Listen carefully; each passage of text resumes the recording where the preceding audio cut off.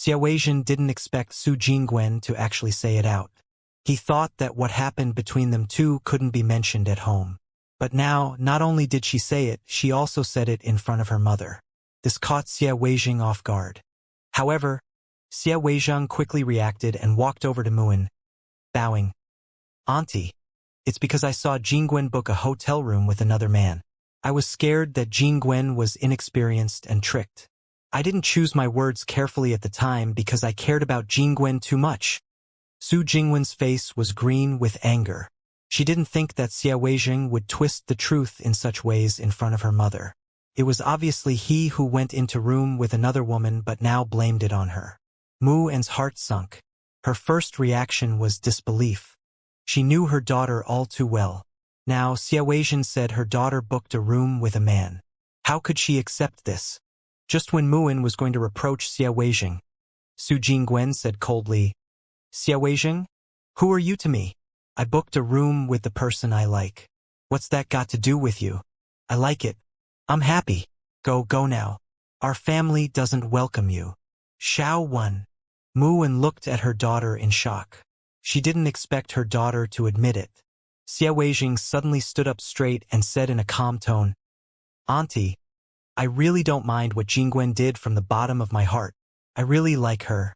I just want to invite her out for a talk. Of course, if she doesn't agree, I will also respect her and give up these thoughts. Weizheng, you've been studying abroad and I don't see you being that devoted to Jingwen. How come this time?" Muin was still thinking about her daughter booking a hotel room with a man. But she also felt Xiaoweijin wasn't right today. "Xiaoweijin, I won't go out with you. If you have something you can say it here. If you don't, then you can go." Su Jingwen looked coldly at Xiaoweijin. Her tone was freezing cold. Muin knew her daughter's personality. Since she said she won't go out for sure. But thinking about Xiaoweijin, she said helplessly, "Xiao Wen, how about you just have one more talk with Weizheng? If you guys can sort it out, then things go on. If not, then never mind."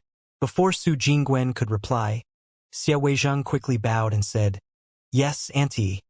I will explain things properly to Jingwen. If Jingwen really disagrees, I will also respect her wishes." Su Jingwen looked hesitantly at her mother.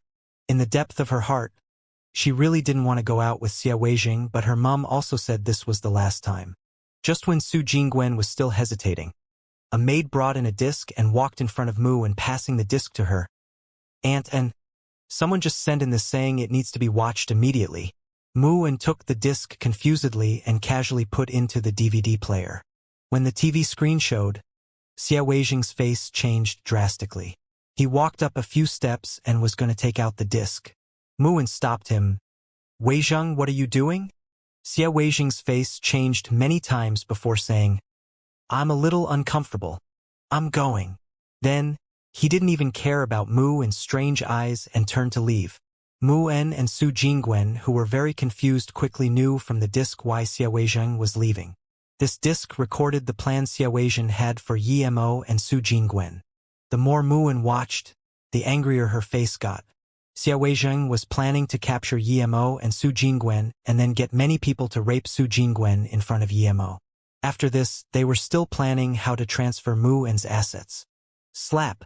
Muin slapped the tea table. "What did I do to your Xia family? How dare you be like this? Mom." Su Jingwen quickly came to pat her mother on the back. She was scared her mum would get sick.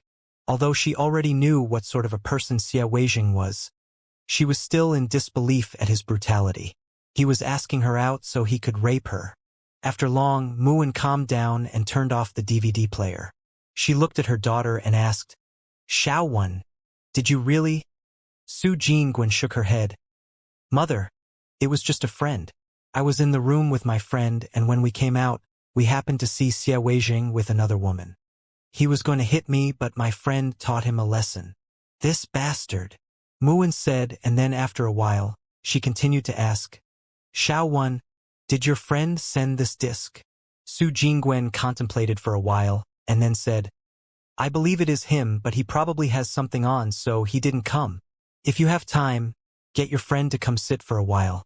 You don't need to worry about Xia Weijing, but the Xia family is no small entity.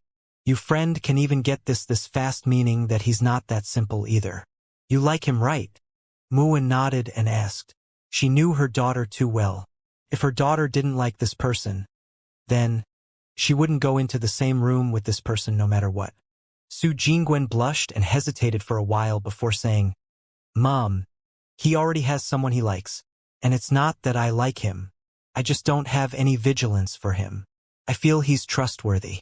He's a good person and… Muwen smiled. You've said so many good things about him.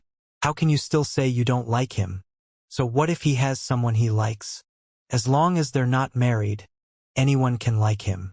Plus, my daughter is no lesser than anyone else. What were you going to say before? Muwen felt quite guilty to her daughter. If it wasn't for this disc, she was going to persuade her daughter to go out with Xia Weijing. You know one's face, but you don't know one's heart. Muwen sighed. Xia Weijing only went out a few years and had turned so cruel, but you couldn't tell from his appearance at all. Su Jingwen could only say, Mom, he's Emo. The one who cured your sickness and the one sold me the spirit-cleansing charm. It's him. Muwen had long been wanting to see Emo and didn't expect him to be in Ninghai. Xia Weijing walked out of the Su family with a bleak face. He really couldn't understand how his discussion in the afternoon turned into a disc this rapidly and was sent to the person he was plotting against. Xia Weijing opened the car door and sat in the car, spitting coldly. Su, so what if you know? I will make you regret betraying me. What I can't get, no one shall get. Pity, you no longer have that chance. A voice suddenly came from his back seat. Who is it? Xia Weijing turned around abruptly and saw a middle-aged man holding a gun at his head. This man sneered. You can go back and see your men in hell.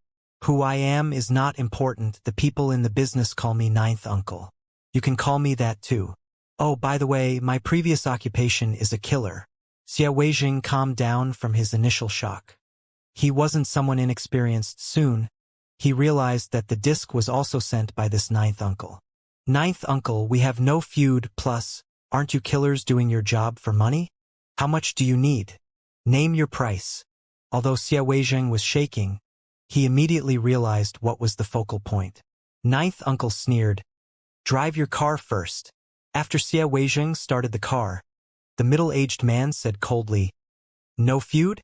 You are attacking my boss's woman, is that no feud? Emo is my big boss, and Su Jingwen is my boss's woman. Tell me if we have feud or not. You only have yourself to blame. Xia Weijing opened his mouth. He didn't expect Emo to be this powerful. In the turn of an eye, not only was his schemes known and he became a prisoner to Emo. Since this man was a killer, what else didn't he dare to do? Perhaps he would shoot his head the next moment. Now Xia Weijing was really scared. Emo killed Rensha and destroyed all the goobugs. Then he spun around the island. This island was very small, less than 1 square kilometer.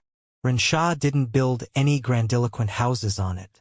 Just a few simple bases used for his cultivation. However, Emo didn't know why Rensha bought such a small island.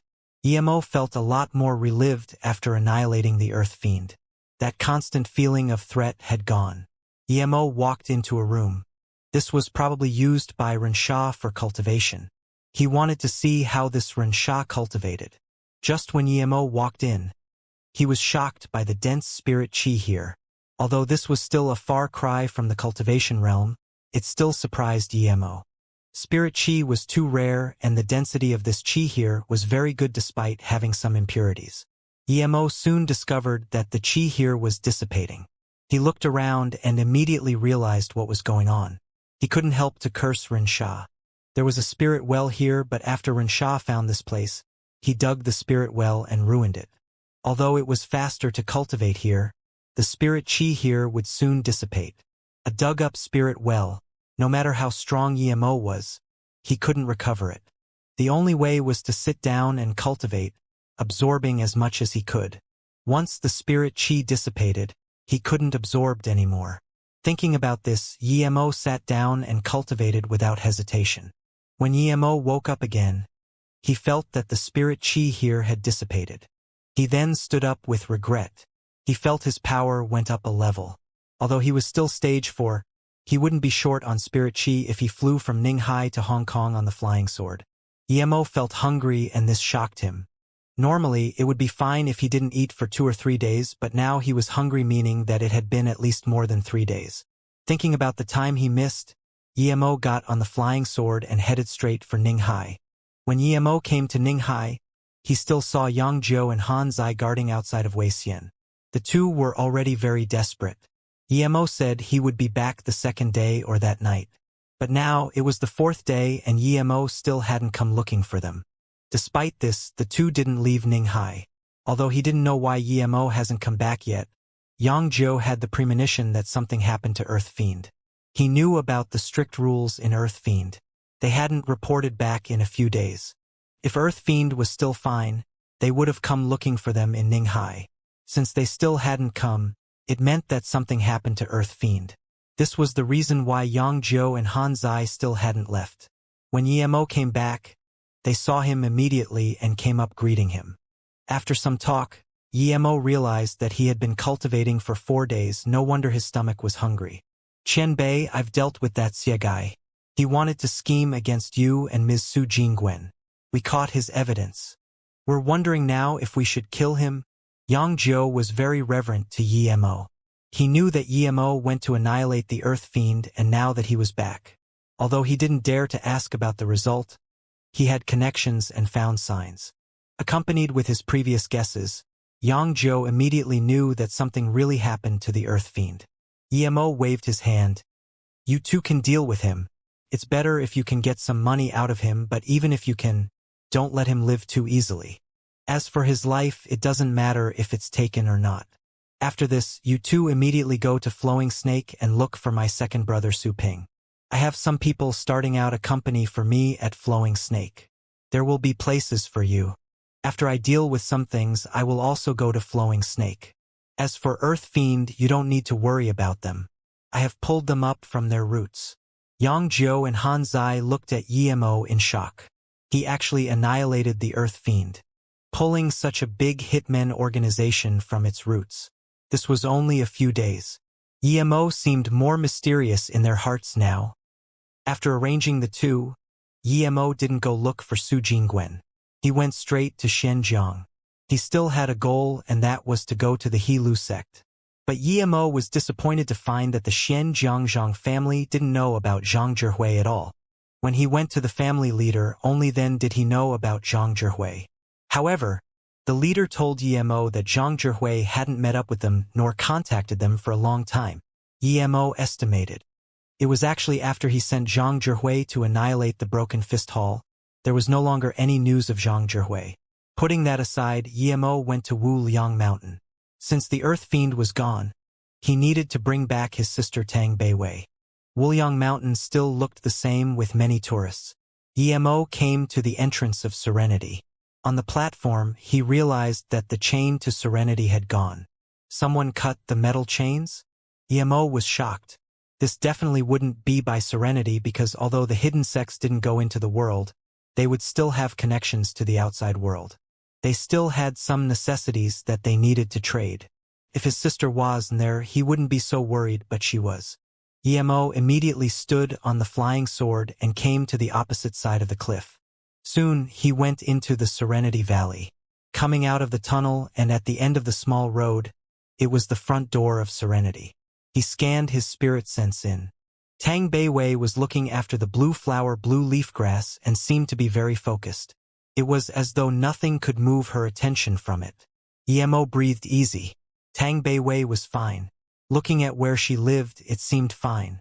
Jing Xian didn't mistreat his sister. Emo quickly went into the yard that his sister was in and called, Beiwei. Tang Beiwei turned around abruptly and saw Emo.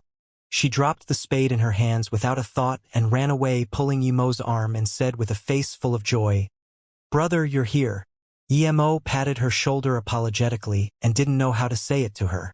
What's wrong, brother? Tang Beiwei felt Emo's hesitation and asked desperately. She had a bad feeling in her heart. Beiwei, sorry. Brother went a little late, and your mother has already passed away. Emo took out Tang Jing's ashes and passed it to Tang Beiwei. Although he knew this would only make her sad, he didn't know any other way to bring it to Tang Beiwei. Tang Beiwei let go of Yemo's hands and took the box in disbelief. She couldn't say anything for a long time. Although Tang Jing wasn't her real mother, in her heart, no one could take Tang Jing's place. Tang Jing was her mother, but her mother was taken to Beijing. How long had it been? And an ash box was brought back. She couldn't take it. She couldn't believe it. Her mother went to enjoy life, not die. Why did things have to be this way? Why? Tang Beiwei was frozen. Ever since she was young, her mother used her weak shoulders to bring her up to adult because nothing could stop the love a mother had for her daughter. Whether it was raining or windy, snow or hail, her mother always pushed that little cart sheltering her. But today the daughter grew up. The mother still wasn't able to enjoy life yet and left like that. Mom! Tang Beiwei held the ash box in daze and cried out. She knelt down, tears raining down. Emo looked at Tang Beiwei crying and didn't try to comfort her. She needed to cry out the sorrow in her heart now. After a long while, Tang Beiwei's voice was even sounding coarse. Then Emo carried her up. Beiwei, auntie had left. She definitely don't want to see you like this. Find a place and lay your mother to rest. Tang Beiwei sniffed and looked at Emo before hugging him and crying again. Lucky she still had a brother. If she didn't have her brother and her mother died, then she wouldn't have anyone in this world. She would just be living alone in this world and lose the will to live. Outside Serenity, under a pine tree, Tang Beiwei piously buried her mother's ashes. She inscribed on the tombstone, "Sweet Mother Tang Jing's grave, erected by daughter Tang Beiwei." This was all done by Tang Beiwei. Emo didn't intervene. After Tang Beiwei had done all that, Emo went down on his knees and kowtowed a few times with Tang Beiwei.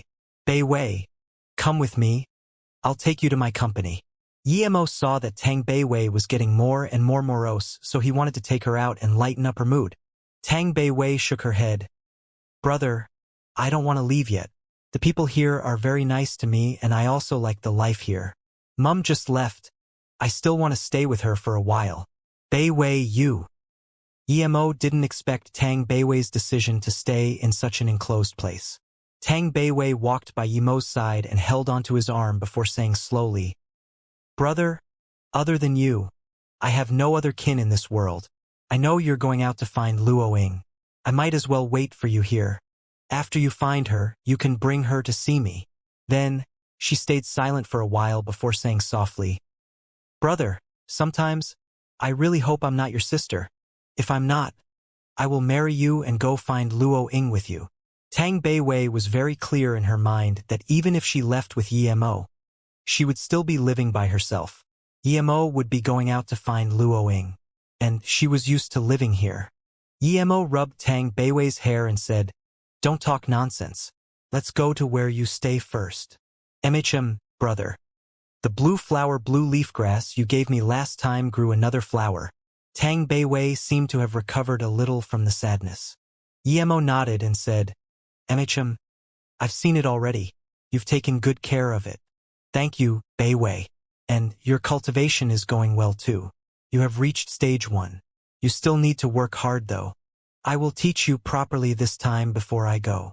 Tang Beiwei shook her head however. Brother, I don't like you saying thank you to me, and I will work hard. Brother. By the way, how did you get in here? Patron Yi, what Beiwei asked is also what I'm curious about. Xianxia appeared silently in front of Emo and Tang Beiwei. Emo was focused on the conversation with Tang Beiwei and didn't notice Xianxia's arrival. Even so, he applauded the nun. It was no simple task to arrive here without his notice even if he wasn't concentrated. Master. Tang Beiwei quickly bowed. Emo looked strangely at Tang Beiwei. Did she plead Xianxia to be her master? How come she didn't tell him? As though seeing Emo's surprise, Xianxia said plainly, I instructed her a few times when she was cultivating. Her cultivation method is very extraordinary. I don't dare to take her in as my disciple, but she insists on me being her master. Emo immediately understood what was going on and quickly bowed. Thank you Jing Xian Qianbei for taking in Bei Wei. Yemo, thank you here. Although he said that, Yemo was worried. He was afraid Jing Xian would see through Tang Beiwei's cultivation method. If his spirit qi cultivation method was seen through, then it would be groundbreaking. Jing Xian quickly closed her palms and said, Patron Yi, you are too polite. Jing Xian doesn't dare to be so. I see that Patron has become stronger than last time. Congratulations. Brother, sorry. I didn't have time to tell you yet. Master pointed out some meridians and chakra points for me. I cultivated the rest by myself. Master said I'm not suited to the serenity cultivation method. I just need to keep cultivating my current method. Tang Beiwei quickly said. Yemo felt relieved. Although Tang Beiwei's words were a little rude to her master, she was desperately trying to explain to him that she didn't disclose the cultivation method. Despite this, Yemo still wanted to write an ancient martial arts cultivation method for Tang Beiwei. Once people asked, she can use that as an excuse. Seeing Yemo nod, Tang Beiwei immediately said, Brother, you still haven't said how you came? Yemo knew that Jing Xian was also waiting for his answer. I saw that the metal chain was broken, so I jumped over. Tang Beiwei didn't say anything. She knew that her brother had many strange capabilities, but Jing Xian was extremely shocked. Jumped over? She wouldn't believe this no matter what, but Yemo definitely came from the original way. Otherwise, how would he know that the chains were broken? But if Yemo didn't jump over, how did he come? Jing Xian Qianbei, please tell me how that metal chain broke? Yemo asked. If his sister wasn't here, then he wouldn't care, but she was, so he had to know what was going on. He didn't want his sister to be in the slightest danger. Jing Xian looked at Yemo once. Although she knew Yemo was lying, she couldn't keep asking. She nodded and said, Jing Shi actually agreed on the marriage between Susu and Bian Chao, and privately took the marriage gift of Dian Song. We didn't know about this at all. But a few days ago, Dian Song's sect people came to Serenity to marry Susu but found that Susu had left Serenity. The people were immediately angered. Yemo didn't finish hearing and was also angry.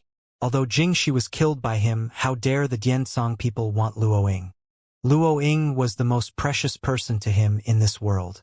The Dian Song people dare to come touch her. Jing Xian sighed and continued, Since Jing Shi is no longer here, so we can't reply to the Dian Song people. Eventually, people came from Dian Song injured Jing Ci martial sister. If it wasn't Bei Wei, the Dian Song people wouldn't just settle things there. Tang Beiwei looked at her master in surprise. Master, I didn't do anything though. I didn't know what happened either. I just heard that Jing Hui martial uncle said the metal chains were broken. Although I knew that my brother could come over, I don't know how he came over either. What's this got to do with me? Jing Xian looked apologetically at Tang Beiwei and said, Sorry Beiwei, I didn't tell you about this. I was afraid you would worry. The Diansong people was still going to rampage after beating Jing Ci, but the young master of Diansong saw Tang Beiwei and was immediately shocked. He immediately changed his target to Beiwei and requested Beiwei to marry him instead of Susu. Bian Chao was going to bring Beiwei with him, but I stopped him, telling them that even if they were going to do so, they needed to wait a few days for Beiwei's brother to come back. They said that I was right, and they were keen on face saving. So they went back to prepare for marriage gift. It would be 3 days before they come back. As for the marriage gift they gave last time, they would want it back when Susu comes back. Master! Tang Beiwei looked at her master in shock and subconsciously held onto Yi Mo's arm tight. She was thinking, if her brother didn't come, was her master going to marry her into that Dian Song or something? Yi Mo's face was very bad. Although he didn't know what Jing Shi meant, he definitely wasn't going to let his sister be forced into a marriage. Jing Shi glanced at Yi Mo and said, just when I didn't know what to do, Patron Yi came. I can't decide on this issue. Although I want to send Tang Beiwei away in secret. If Dian Song knew about this, not only will Beiwei have nowhere to hide, but our serenity will also be destroyed, and so will your Yi family. Brother! Tang Beiwei held Yi Mo's hand tightly and called out worriedly. She knew her brother was strong, but even Serenity was so worried about Dian Song. She didn't dare to guess if her brother was a match for them. Seeing Yi Mo's face bleak and killing intent leaking, Jing Xian said worriedly, Diansong is different from Serenity. Any one of their elders is Earth level. And Diansong is one of the 6 big sects. Although they are ranked last, their power is far from what our sect can compare. Yimo's face eased up. He knew that he couldn't blame Jingxi for this. She really couldn't do anything. Thinking about this, Yimo nodded. Jingxian Bei, thank you for taking care of Bei Wei. A mere Diansong is no threat to me. I can beat the He Lu sect to fragmentation, then there would be no reason for me to worry about Diansong. Jingxian heard Yimo's words and was dazed. Yimo actually beat He Lu sect to fragmentation? What was this? Their sect was secluded and thus didn't know what happened in the outside world. After a moment, Jingxian asked hesitantly, Patron Yi, are you sure it's the He Lu sect? He Lu sect is also one of the 6 big hidden sections. They are ranked even higher than Diansong. Yimo smiled. They schemed for my blood coral and ambushed me, but I killed them all. Then, these people wanted to cause trouble at the Beijing Yi family. I killed all of them again. By the way, Jingxian Qianbei, I want to go to the base of He Lu sect and see. Do you know where their sect is? Jingxian replied after a long while. Sorry, I don't know. Even if I do, I can't tell you. This is the rule of the hidden sections. Despite guessing this would be the result, Yimo was still a bit disappointed. He pulled his sister's hands and bid goodbye to Jingxian and returned to where his sister lived. Once returning there, Yimo asked, Bei Wei, tell me, you didn't teach anyone else the cultivation method I taught you, right? Tang Bu immediately said, No, brother. I know what you taught me is different from them. I'm not that dumb. My master just felt that the speed with which I gathered inner chi was very rapid and thus thought my cultivation method was really good. She never asked me what I was cultivating and just gave me tips on things I didn't understand. Yimo nodded and said, Good. You must never tell anyone what you're cultivating. I'm going to stay here for a while and write out an ancient martial arts cultivation method for you. If someone asks, just say it's that. Brother, are you really going to live here for a while? Tang Bei Wei was feeling down, but she became excited hearing that Yimo was going to stay for a while. Yimo nodded and said, That Diansong sect dare to scheme for you and your sister-in-law. I will make them disappear. And I'll also stay here for a while teaching you cultivation. And you kept that blue flower blue leaf grass quite well. I still have a purple heart vine here. I also need you to grow that for me. This will be our future food. You must not treat it carelessly. I know, brother. Tang Bei Wei immediately replied. Tang Bei Wei hesitated before eventually asked, Brother, when that metal chain broke, I was really worried if you were still able to come. But then, I thought that you must be able to come over. Although you did come over indeed. I still want to know how you got over. Did it take a lot of time? Yimo smiled. I just took a few seconds because I flew over. Tang Bei Wei opened her mouth wide and looked at Yimo. After a moment, she said dazedly, Brother, did you really spend a few seconds to fly over? If it was someone else, she would have filtered the words as bullshit, but whatever Yimo said Tang Bei Wei believed unconditionally because she trusted her brother. Every single thing he did was something she didn't dare to imagine before. Looking Tang Bei Wei, who was still a little sad, Yimo patted her head. Although it seemed Tang Bei Wei was very mature, she was still very young. Before she met him, she had gone through too much hardship. Not long after meeting him, her mother passed away. Reality was too cruel to her. Bei Wei, at night brother will take you to fly in the sky. Yimo saw the longing in her eyes. The night was quiet. Jingxian stood outside the tallest temple of serenity looking out into the boundless cosmos. Serenity was passed on from her master to her, but was controlled by her little martial sister for many years. If Yimo didn't come, this stalemate would continue. Countless times, she wanted to warn Jingxi not to cross the line and do things for the good of the sect, but she couldn't say it, much less do anything. It was because Jingxi was her martial sister and saw the things between him and her with her own eyes. Although Jingxi didn't know that man was Jingxi's brother. Before he died, he asked her to take care of Jingxi, but she hadn't been able to do it. She could resist not taking action herself, but she couldn't stop Yimo from doing anything. She originally thought that Yemo would be no match for Jingxi and she would come out to mediate the fight in the end. But she didn't expect things to turn that quickly. Jingxi was actually killed by Yemo. She felt she owed him and didn't do as she promised. After Jingxi died, she cast these thoughts aside and wanted to improve serenity, but then Dian-Song came. Jing Xian sighed. Perhaps she really wasn't suited to being the sect leader. A purple ray shot over from not far, but Jing Xian was shocked. She rubbed her eyes as she thought she was seeing things, but after looking carefully, she found out her eyes were right. It was real. That purple ray was a broadsword, and standing on top of the sword was Yemo and his sister Tang Beiwei. He can flying on the sword? Great heaven? Or surpassed great heaven? Jing Xian was dumbfounded. She finally understood how Yemo came over, but she was more confused. Was there really such thing in the world? This had surpassed the realm of ancient martial arts. Even great heaven masters hadn't been said to be able to fly on swords. It said that the Yemo ancestor cultivated ancient martial arts to the extreme and crossed a river with a blade of grass. But even so, he couldn't fly on a sword.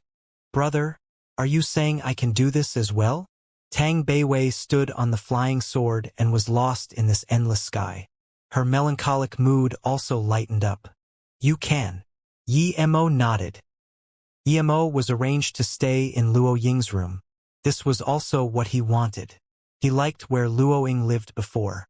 It gave him too many memories. The second day, Yemo felt that the way Jing Xian looked at him wasn't quite right, but he didn't care. 3 days passed quickly as Yemo taught Tang Beiwei cultivation. During this time, other than Jing Xian coming to talk to Yemo occasionally, no one else came. Then, the Dian-Song people arrived outside exactly on time. This time, there were 5 here. Other than one who was black-level middle stage, the rest were at least earth-level middle stage. These 5 people were enough to annihilate the serenity. However, these people were stopped from entering by a young man. We Dian-Song people are here to present the marriage gift. Who are you, daring to stand in our way? The leading man was in his 50s. He was bulky and had a silky white robe seeming very tightly. I am Tang Beiwei's brother. I don't agree to the marriage for my sister. You may leave. I'm standing here not to let dogs in case they go around biting people. Yemo smiled. The white man didn't even have time to react to the first half of the sentence before his face developed into rage by the second half of the sentence. Their sect was ranked 6th in the outer hidden sects but was still one of the 6 big sects. This arrogant young man dared to be so cocky, calling them dogs. You've got balls. What right have you to dictate to us? So what if you disagree? What sort of thing are you? Even if our young master wants your mother, you'll have to agree, much less your sister. The weakest man yelled and was full of contempt in his eyes. Yemo's eyes went cold. He took a step forward and shot out a wind blade. The white-clothed man reacted quickly. He saw Yemo come over, and before Yemo could get near that man, he punched. Yemo sneered and also punched after the wind blade. The white-robed man felt an intense pain, making him retreat many steps back. There was still huge pulsating pain in his arm. Splat, blood shot high, and that cocky black-level warrior was cut in half from head to toe. Blood and organs flew around, writhing with the body, making the scene very eerie and terrifying. Everyone was stunned. Animal, you're asking to die. How dare you kill our Dian-Song people? At this moment, the 2 slightly weaker middle-aged men reacted and charged to Yemo. One kicked to Yemo's kneecap, the other kicked to Yemo's dantian. Obviously, they wanted to break Yemo's leg and abolish Yemo's power so they could torture him slowly. They could tell that although Yemo killed their companion, that was due to the ambush attack, and that companion was the weakest. Thus, they were very confident in themselves. They were sure 2 kicks were enough to break Yemo. The leader man was shocked instead. He didn't expect Yemo to be this strong at such a young age. Even so, he still wasn't a threat to him. Although that punch was strong, it was at most Earth-level primary stage power. Now that his 2 companions attacked Yemo, there was a jeer at the corner of his mouth. No matter how strong Yemo was, he couldn't avoid that. No matter who Yemo was to Tang Beiwei, he couldn't act cocky in front of Dian-Song. There was only death for those who killed the Dian-Song people. However, if he knew that Yemo didn't even use a tenth of his power, what would he think? Yemo, due to anger, used 90% of his power for that wind blade but only used 10% for his punch. Seeing the two kicks, Yemo knew that they underestimated him, but even so, he wouldn't have mercy. He swooped out with his leg. Crack! Two crisp sounds, and the two men's legs were broken. By the time the leader realized that his men broke their legs, Yemo already kicked twice again. The two were kicked flying and splashed blood all over the sky, falling into the distant cliff. Dead, 2 Earth-level warriors dead. Including the one before, 3 of the 5 of them had already died. The remaining 2 looked at the cliff in astonishment. The other man beside the white-robed man looked in rage and howled as he charged at Yemo. The white-robed man pulled him in time. "Zhongdan, don't be impulsive." Although his 2 companions didn't use full power, he could tell Yemo got an unfathomable depth of ability. He wasn't just an ordinary Earth level. At least Zhongdan was no match for him because his hand was still hurting now. The Zhongdan guy came to his senses. He immediately understood that if he charged up, he would still be kicked off the cliff. Although he didn't charge over, the fury in his eyes was burning. One of the dead was his brother Zhongding. "Friend, no matter who you are, you killed on attack without asking anything. Is this what your master taught you? How do you place us Dian Song? Do you think you can take on our entire Dian Song by yourself? I'm Hu Nuoping. If you don't give a good explanation today, then even if I die, I will fight you to the end." The white-robed man sneered. If he wasn't concerned that he was no match for Yemo, he would have long charged up. Yemo looked at the man in contempt and said coldly, "You're right. I was never planning to let your Dian-Song sect go. Stop wasting time and lead the way. I'll go to your sect. You dare to come to our Dian-Song?" Hu Nuoping seemed to be verifying Yemo's words. He didn't expect Yemo to dare to follow him after killing so many of their Dian-Song people. He was still thinking about how to get the news back and ask for backup. Yemo laughed. "Is your Dian-Song a tiger cave or something?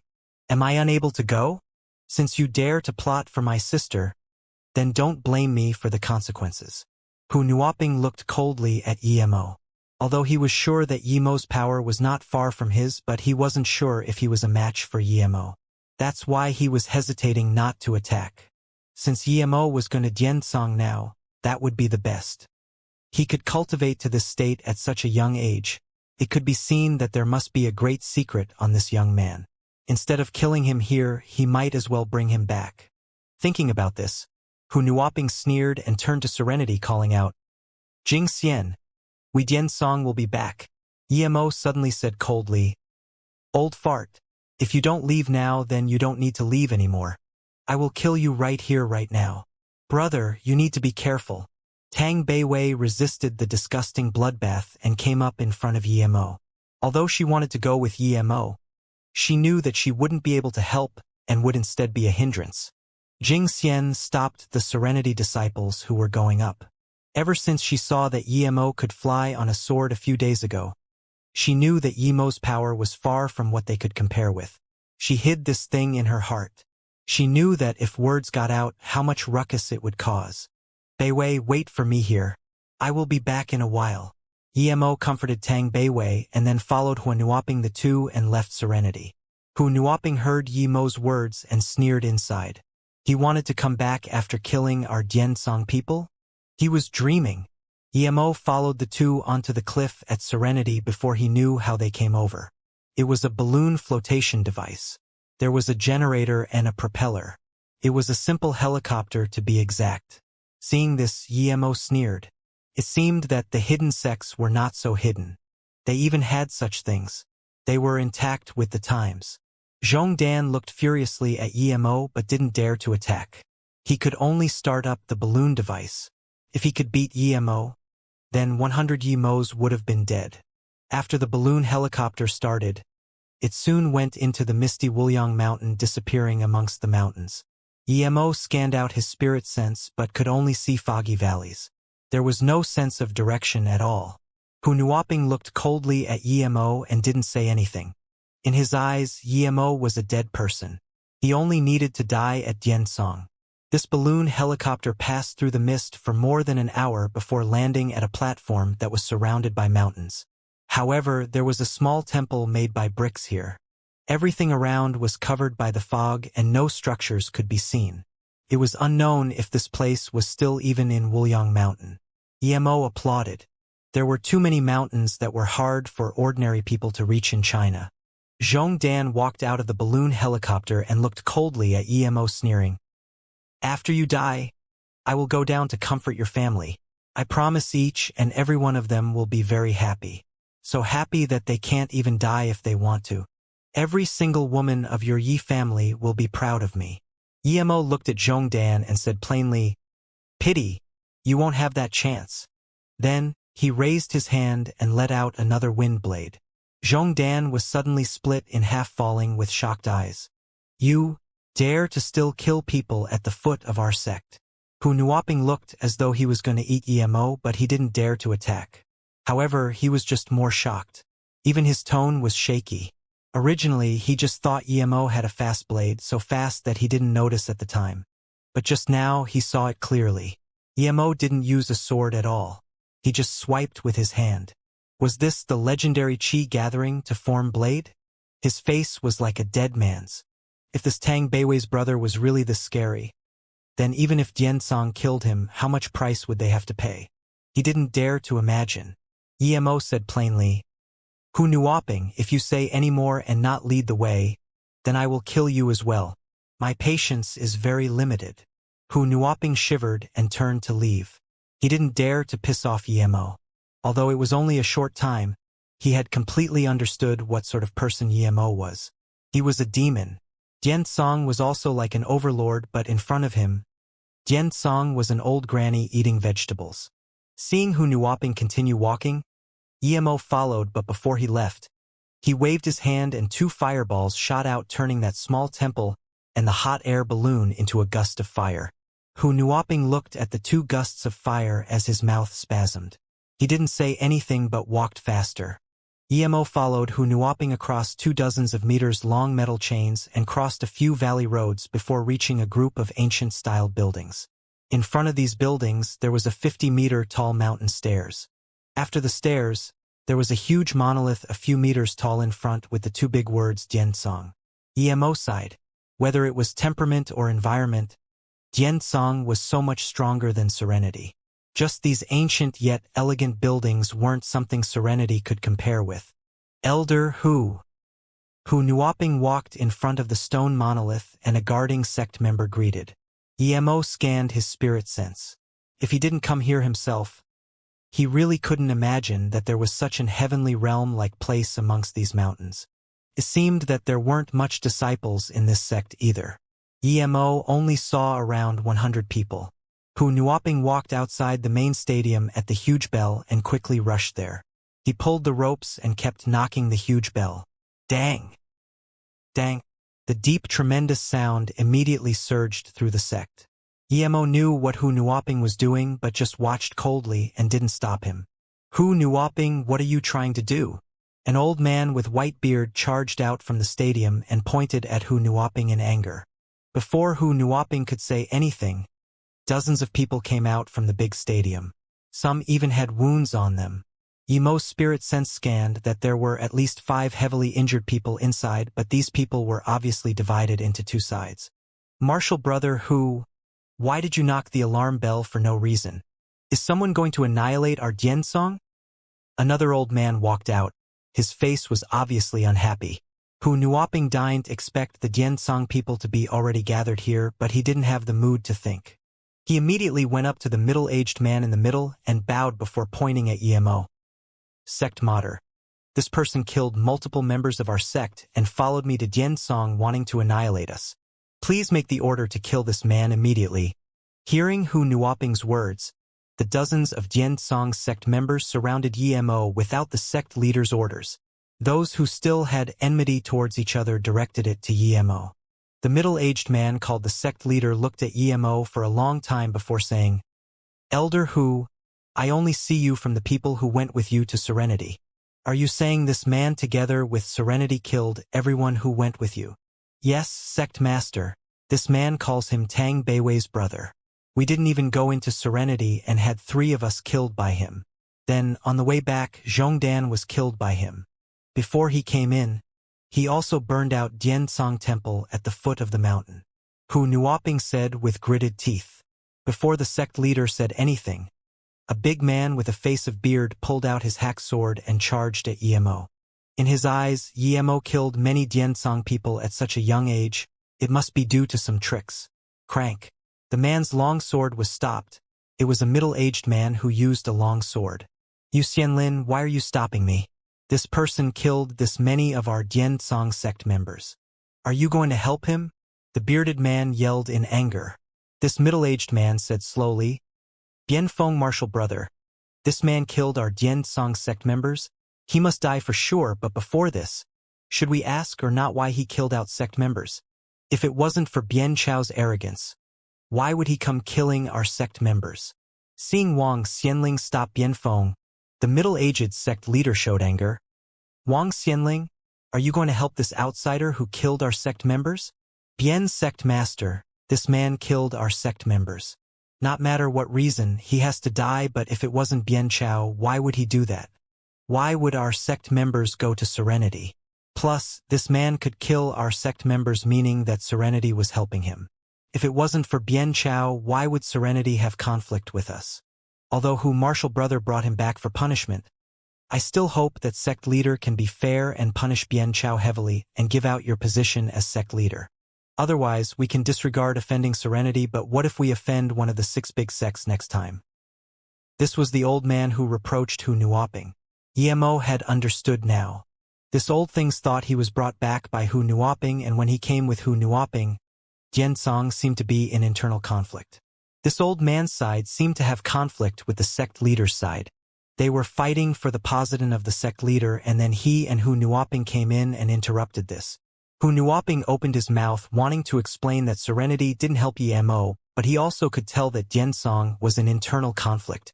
Yemo sneered, "Shut up all of you. Bring out Bian Chao now before I slaughter. I need to sever this scum's legs. Otherwise, I came all this way but still haven't seen the pig I'm supposed to kill." Yemo's angry yell made this entire place silent. Everyone stared at Yemo. What right did this young man have to be this cocky? He was facing all of Diansong and he still dared to be so cocky. He's lived enough, has he? "You're asking to die." A young man less than 30 suddenly charged over. The long sword in his hand was going to hack Yemo. However, he was stopped by Hu Nuoping when he attacked.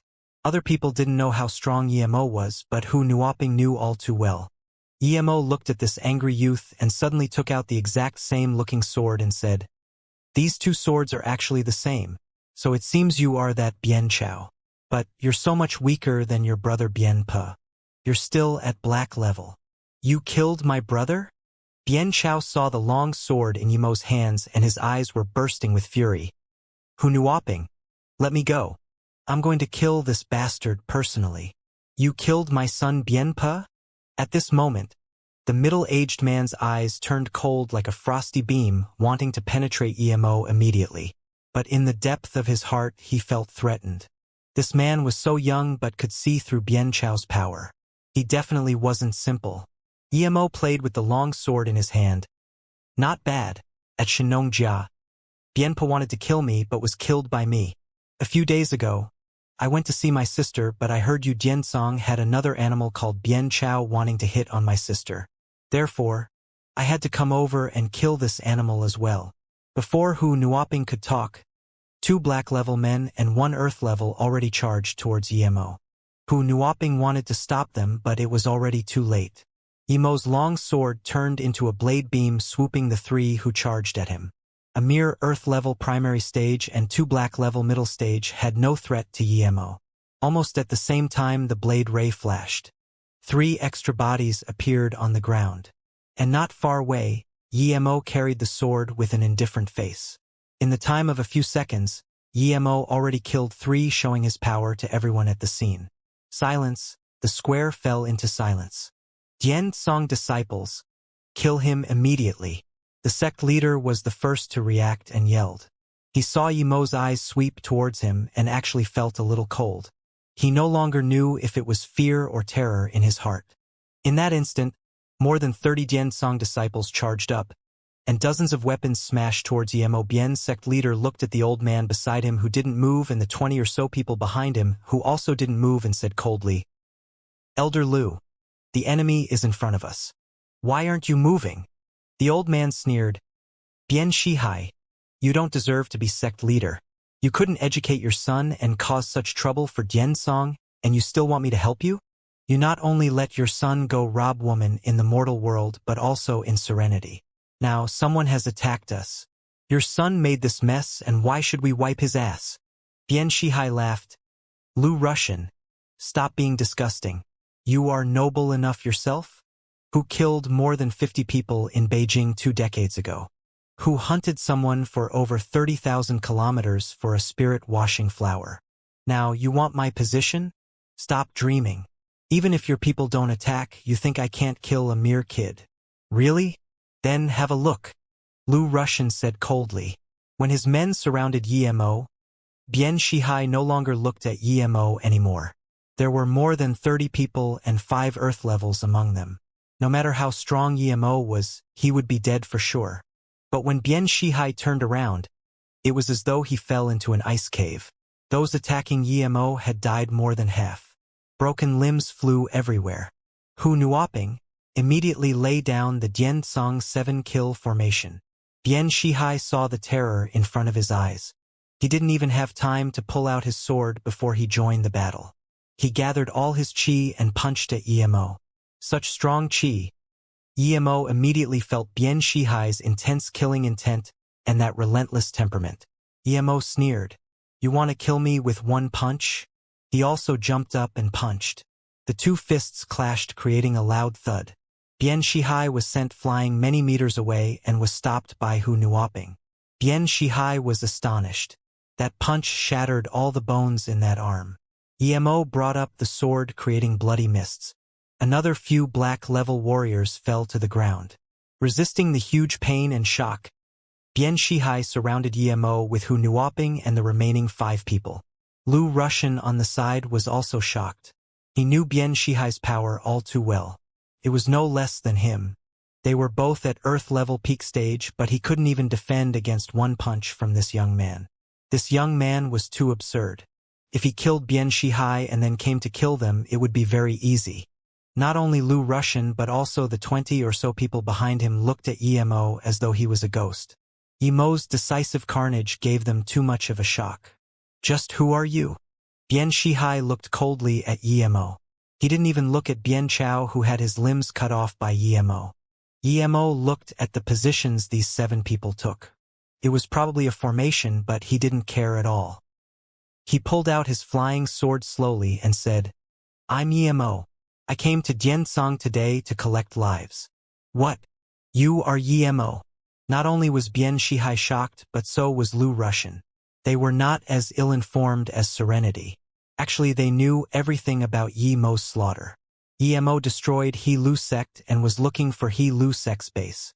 It said that the He Lu sect sealed their sect access due to this. Bien Shihai reacted very fast and immediately knew how terrifying Emo was. He looked at Lu Russian pleadingly, but Lu Russian avoided his look. Bien Shihai suppressed the anger and unwillingness in his heart and said to Emo, "Since you are Emo, you have quite a name. Why won't you let us go? When did our Diansong offend you? If you want to stand up for Serenity, you just need to tell us and we will give you your due respect." Bien Shihai was obviously backing down, but no one would laugh at him. Emo was too terrifying, and looked at him, he didn't even seem to fight at full strength. What would happen if he fought at full strength? Emo didn't reply to Bien Shihai and walked in front of Bien Chao and stood on him. "Luoying is my wife. Tang Beiwei is my sister. You scum of Diansong dare come to Serenity asking for Susu and Beiwei. Tell me, should I come annihilate your sect? My motto is, as long as you don't mess with me, I won't mess with you. But since you messed with me, then don't blame me for the consequences." Then Emo stamped heavily on Bien Chao. Bien Chao was killed without even getting to make a sound. "Ye bastard! Either you die or I die today." Bian Shihai saw that Bian Chao was killed right in front of his eyes and could no longer hold back his fury. Even if he was no match for Yemo, he was still going to kill him. As Bian Shihai charged up, Hu Nuoping and the other 5 attacked Yemo from different angles. Although they attacked from different angles, their target was actually the same spot. 6 Earth levels and 1 Black level peak stage warrior fought at full strength. Yemo actually found that he had nowhere to go. No matter which direction he dodged, he would face full-powered attacks from the other 6. Other than clashing head-on, Yemo had nowhere to hide. Even if he were to fly, he had to dodge this round of attack first. Yemo roared and gathered his spirit chi, then punched. Rumble. The 7 were sent flying by Yemo, but they soon gathered together. Obviously, their injuries weren't serious. But Yemo spat out blood and was also knocked back. He couldn't help to be shocked. The formation these 7 made was too strong. The Black level dragged down the force of the formation.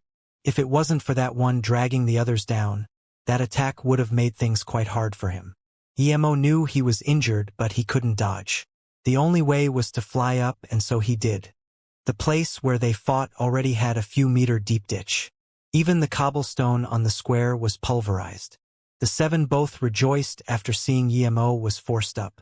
It was because this formation had a death trap. As long as a person was forced into the air, no matter what master he was, even Great Heaven Master, this person would be half dead. The 7 people stood in their positions again and gathered all their chi, aiming at the blank space in between them. The moment Yemo jumped up, he knew he had underestimated everyone in the world. China was big and there were all sorts of capable people. If he couldn't fly on his sword, today would be the day he died. Yemo's keen eyes had perceived what their trump card was. The first punch was the setup and the second punch was the killing blow. If this formation was used by 7 Earth-level peak stages, then even with his current power, he couldn't jump up and could only wait to be killed by the second punch. Pity there was a Black level among them. What was more unfortunate was that Yemo could fly so he wouldn't fall down. Lu Russian also looked strangely at the 8 people fighting. He wanted them to kill each other or Yemo kill Bian Shihai. But now it seemed that Yemo was dead for sure. But that was good as well. After all, Yemo killed most of Bian Shihai's people. The remaining few were not a threat. Bian Shihai's face was hideous, but he was very joyful. Yemo was forced into the air by the Diansong 7 kill formation. He was dead for sure. As long as he fell, it would mean certain death. Yoemo would be dead if he fell into the formation from the air, even if he was in perfect state, much less he was injured now. Rumble. Bian Shihai led the 7 kill formation into a second full-powered attack. Bubbles and dust flew everywhere, but Bian Shihai and Hu Nuoping's hearts sank. That hit didn't seem to have hit Yemo. They didn't dare to believe that. Even Great Heaven Masters couldn't stop in the air and wait until their punches landed, much less Yemo wasn't Great Heaven. There was no way that attack could be dodged. But the truth hit them hard. Retreat! Bian Shihai reacted rapidly. He knew things weren't good as soon as that attack missed. Although he didn't know how Yemo stayed in the air, but as long as he did, then they would be the ones to die. The force of their attack was already done, and as long as Yemo attacked, even the simplest attack would damage them heavily. Although Bian Shihai was the first to react, he still seemed a little slow. A door-sized huge sword swooped down with cold wind and spun the 7 together. No! Bian Shihai could no longer control the terror in his heart and tried to retreat by using all the chi in his body. Slice. A huge sword sliced, and the huge square of Diansong sect had a more than 10-meter deep ravine slashed out by this sword. Other than Bian Shihai, who barely managed to escape, the remaining 6 all died. With blood spewing out of his mouth, Bian Shihai stood there like a doll, looking numbly at the place he had stood before. It had turned into a deep ravine. He couldn't even say a single word now. Yemo's power and menace exceeded his comprehension. Was this even human? Their Diansong actually offended someone this terrifying and led him to their sect. If Diansong was annihilated due to this, then he, Bian Shihai, would be the sinner of Diansong. Although he had conflicts with Lu Russian over power, this was all internal conflict. But now, Yemo had the power to kill all of Diansong. He started to regret. He shouldn't have indulged his Su. If not for Bian Chao, Yimo wouldn't attack Diansong. But now, he couldn't even save the sect, much less get revenge. If he knew this earlier, he might as well have given the sect leader position to Lu Russian. If he knew Bian Chao would cause such big trouble, he would have killed him earlier. But now it was all too late. Lu Russian also looked at the deep ravine dumbly. He couldn't understand this at all. He clearly saw a huge door-sized sword slice down, but immediately, the sword was gone. Was he dreaming? Lu Russian looked at the disciples with their mouths wide open behind him. He knew what he saw is real. Emo indeed hacked down with a huge door-sized sword, but then the sword turned into nothing and disappeared quickly. At this moment, he was no longer thinking about Bian Shihai's wrongs. He only had annoyance and hate. This Bian Chao actually brought such a calamity to Diansong. Before, he had talked about Emo being a big trouble only for bashing Bian Shihai, but now he really knew that this was a big trouble. Things had gone out of their control. He was sure that it would be their turn after Bian Shihai was killed. Emo took away the flying sword and walked slowly to Bian Shihai. He must kill this person. Ami tuofo patron Yi. Since you have already killed the main culprit, why don't you just stop killing now? It would be the best. An old yet powerful voice sounded. Almost at the same time, a monk whose face was obscure suddenly appeared on the square. Emo was shocked. He already kept his spirit sense on alert, but he still didn't notice when this monk came. There was such a powerful monk in this world? Although he used up a lot of spirit chi, only less than half remaining, he was still shocked. Wu Dao Qian Bei, please save us Diansong. Hearing this voice, not only did Bian Shihai but even Lu Russian kneel and beg. He's Wu Dao. Emo looked carefully at this monk but still couldn't see anything special.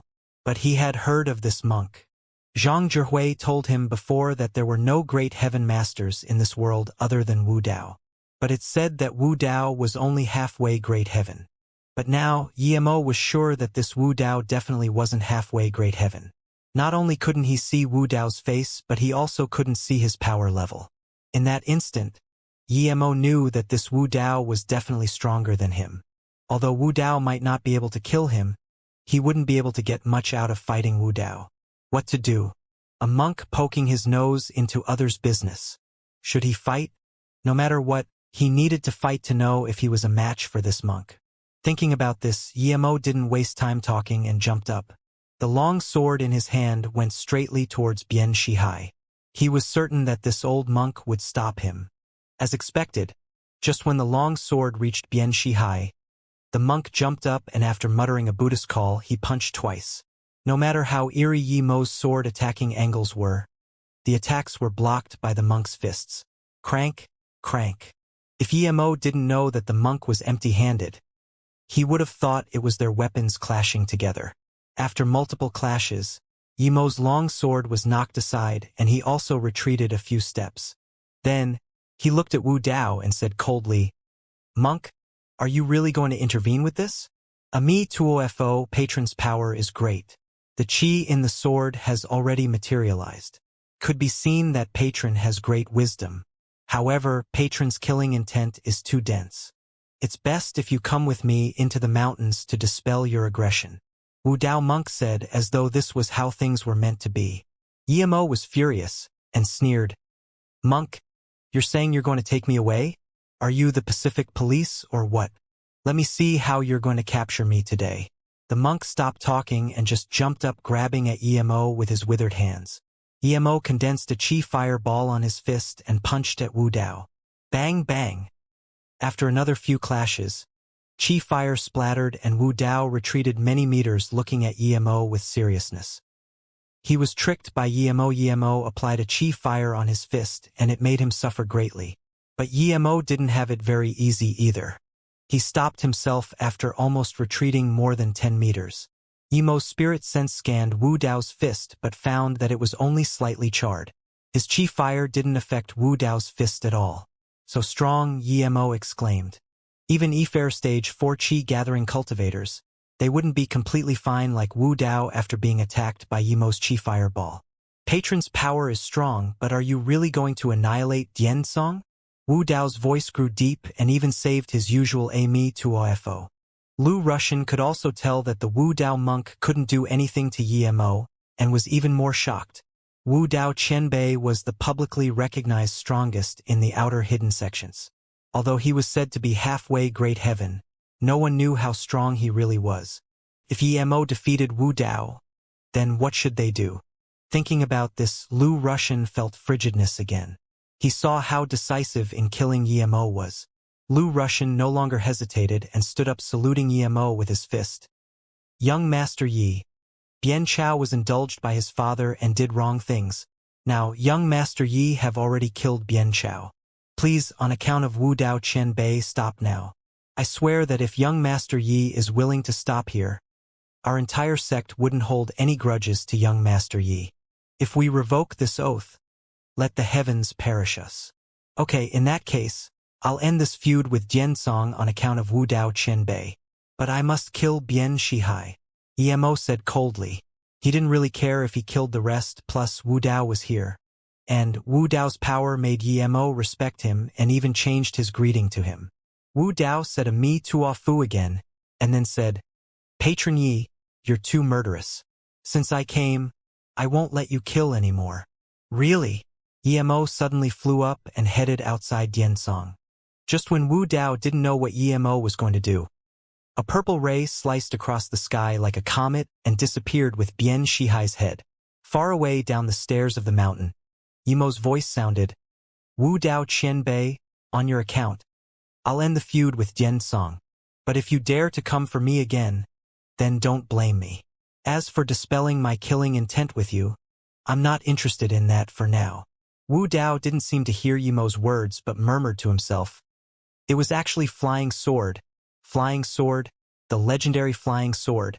Lu Russian and the others looked in terror at Bian Shihai, who fell dead to the ground and shivered. So this was Yimo's killing blow. He had been strong to this point, but soon he felt lucky for his decision. If he didn't choose the opportunity to talk to Yimo while Wu Dao was here, perhaps his dead body would also be on the ground now. Ami tuo fo. The monk called again and disappeared. Even Lu Russian didn't know how he left. Then, Lu Russian wiped the sweat on his forehead and said seriously, starting from now, Dian Song sect will seal sect for 5 years like He-Lu sect. From now on, Dian Song sect members are not allowed to mess with Yi family people. The remaining Dian Song members looked dazedly like Lu Russian at the putrid scene. They understood why Lu Russian did that. If they pissed off someone like Yimo again, then he wouldn't hesitate to annihilate Dian Song. And the reason he didn't annihilate Dian Song completely wasn't because he was suddenly turned to be nice and tolerant, but Wu Dao Qianbei intervened. Yimo didn't have the confidence to defeat Wu Dao, and plus, Lu Russian sworn an oath. Thus he stopped. If Wu Dao Qianbei didn't come, Yimo would completely annihilate Dian Song for sure. Even so, Yimo killed Bian Shihai before he left. Just looking at how he killed Bian Shihai in front of Wu Dao Qianbei, one could see that Yimo wouldn't allow any threats to exist. He knew that the feud between him and Bian Shihai was unresolvable, so he killed him. And, although Lu Russian made the oath, if Yimo didn't want to let Dian Song go and came back again, they wouldn't have any way out of it. So he chose to seal the sect. This was the safest way. Moreover, it was very hard for a hidden sect to cultivate a black-level warrior. It required even a top-talented person many years. Yimo killed almost 70% of the Dian Song's strong disciples. Dian Song could be said to have been fragmented. Yimo didn't even need to come. Any smaller sect could finish off Dian Song and acquire this place. At this moment, Dian Song was treading on thin ice, so they had to be careful. Yimo stood on the flying sword and charged into the air. Although he killed almost all of the elite in Dian Song in this battle, he also paid a price. He was injured and used up a lot of qi. After he fought with Wu Dao, he immediately knew that he wasn't a match for that monk yet, so he decisively chose to retreat. According to his original plan, he was going to annihilate the entire sect and search their stores. But since something happened, he wouldn't come again second time. He knew that although he felt threatened by Wu Dao, this feeling of threat was mutual. Although he was no match for Wu Dao yet, there was no way Wu Dao could capture him. Plus, if they really fought a life and death battle, it's unknown who would win yet. When Yemo came back to Serenity, Tang Beiwei was already waiting for him. Seeing her brother come back, she finally felt relieved. She knew her brother was strong, but this time he went to Diansong. She heard her master say that Diansong was one of the 6 big sects of the hidden sects. Although they were the last ranked, but it didn't mean they were weak. Let's go, we'll talk when we get back. I'll ask your master and see if she can help set up that chain again. Yemo smiled at Tang Beiwei and said, No need, master said she could fix the chain herself. Tang Beiwei shook her head. Yemo nodded. In that case, I won't do anything. After we go back, I'll make a few amulets for you. Unexpectedly, after Yemo came back from Diansong, Jingxian didn't ask anything. Although she often came to Tang Beiwei's place, she never asked Yemo what happened at Diansong. Since she didn't ask, Yemo wouldn't tell her, and he stayed at Serenity. He usually went around gathering herbs. The rest of the time, he spent with his sister cultivating the blue flower blue leaf grass and the purple heart vine and teaching her cultivation. The life of Yemo here in Serenity was lived silently and slowly, without ups and downs. In the depth of Wuliang Mountain where humans didn't set foot in, there were a lot of precious herbs. 2 weeks later, Yemo finally gathered all the ingredients and made another cauldron of qi-increasing pills. He also made another cauldron of lotus life seed and face-preserving pills. Yemo failed in making the first cauldron of qi-increasing pills, and succeeded in making the second cauldron with 9 pills due to Luoxian's qi recovery pills. Now, Yemo was at stage 4 qi gathering and made 12 pills in his third cauldron. This made him rejoice greatly. Yemo let Tang Beiwei consume 1 to reach stage 2 qi gathering, and then left her with 2, telling her to eat another after reaching stage 2 peak. As though feeling that her brother was going, Tang Beiwei was no longer in the mood to cultivate. She spent every day with Yemo. She hoped her brother would stay here, but she knew that was not possible. This morning, Tang Beiwei came to Yemo's place in the morning but didn't see her brother. Instead, she saw a letter on the table. Tang Beiwei knew that her brother had left for sure. Although she knew her brother would be back to see her, she still felt down. She picked up that letter. Below it was a small dagger that her brother made for her. Suddenly, she had the urge to cry. A sigh sounded from behind Tang Beiwei. Tang Beiwei turned around and saw her master watching her from behind. Tang Beiwei called out master tiredly. Jingxian walked in and patted Tang Beiwei's hair. After a long time she said, Beiwei, your brother is no ordinary person and you also know that. That's why you stayed here. I think if you want to live a wealthy life, you only need to ask and your brother would get it for you. Master, I don't like the boisterous city. I like the peaceful, worryless life here. Tang Beiwei immediately shook her head. Jingxian nodded and said, That's why you need to work hard and cultivate. Don't disappoint your brother. I think he will come back to see you. Perhaps the next time he comes back, he will take you away with him. Tang Beiwei shook her head and didn't talk. If she wanted to leave, she could get her brother to take her this time. But she didn't want to go back to the city and live the life of no kin. Although her brother left, her mother was still here. And she knew that a lot of the things her brother did was too extraordinary. So, she couldn't be of hindrance to her brother. Staying here, her brother didn't have to worry about her. After she had enough power, then she could go help her brother. In her eyes, there was no right or wrong. As long as her brother did it, it was all right. So she would never ask what Yemo did nor talk about it. Yemo didn't tell Tang Beiwei when he left. He knew that ever since seeing this sister, she seemed very emotional. She became a completely different Tang Beiwei now to the one he first saw. When he first met her, she was very subjective and was even prickly. Yemo knew it was due to her living under poverty and prejudice. If she didn't act tough, then perhaps she would have long been devoured by others. When Tang Beiwei was young, she must have never experienced the feeling of being loved. She didn't even have a childhood, so she cherished Yemo's love a lot. When Yemo came to Flowing Snake, he almost couldn't believe his eyes. This place was no longer rowdy and chaotic like a few months ago. Countless workers worked tirelessly everywhere. What was this? Yi brother. A voice of joy sounded. Fong Nan brought a few of his minions over. Fong Nan, what's this? Emo looked at Fong Nan with a ruddy and ecstatic face. Although he saw that Fong Nan had ascended yellow-level middle stage, this wasn't what he cared about the most. He was thinking about how Fong Nan hired all these workers. How did he have the money? Fong Nan said joyfully, "Ye brother, everyone was happy when you annihilated the amphibian gang. In the borderland area, it's all managed by our Luoyu trade company now. Zong brother and Su brother are here." Emo saw Zong Jian and Su Ping run over. And then he found that Mo Hai was also here. "Master!" Eru and Lu Xiaozhen ran over excitedly.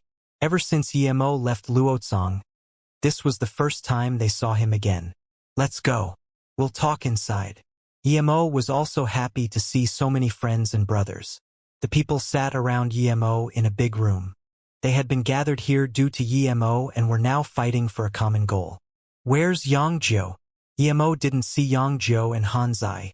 Zong Jian immediately said, "Those two, with Yu Miaodong and Yuan Meixiang, are going to apply to customs. Jack shipped us some medicinal equipments from England." Seeing Yemo's confusion, Mo Hai immediately said, "Jack is that British you saw on the boat last time. He's the manager of the England Berry Medicinal Corporation's Asian operations. After knowing that you are the owner of Luoyu, he asked to invest in Luoyu. So it was him." Emo immediately remembered that little girl Jenny who admired him greatly. Zong Jian continued, "CEO Yi, this time, it's all due to Mo Hai brother that we can register as a company and re-establish Flowing Snake. Their Hong Kong Mo Corporation provided $200 million to our company to start up and brought over Jack to invest in us. However, regarding the shares, we don't dare to say much. We have to ask you to decide when you're back." Hearing Zong Jian's words, Mo Hai quickly said, "Yi Qianbei, it's my uncle's will to invest in Luoyu and my uncle doesn't need Luoyu shares. My uncle said we must support whatever Qianbei does. As for Jack, he doesn't need shares. He just hopes Luoyu can cooperate with his company." Emo already knew what to do on his mind and no longer talked about shares. He knew that he saved Mo Kong before and Mo Kong now was trying to pay him back. He wouldn't mistreat Mo Kong, however. As for that British Jack, he was very cunning and already thought about future cooperations. Emo took out 2 chi-increasing pills to Mo Hai. "These 2 pills are called chi-increasing pills. Help me put them up for auction. One of this is enough for a warrior below Earth level to break through." "Yes, Qianbei." Mo Hai took the pills excitedly. Although he didn't know what Earth level was, he knew this was related to ancient martial arts. These pills could allow ancient martial artists to ascend, and this meant they were extremely powerful.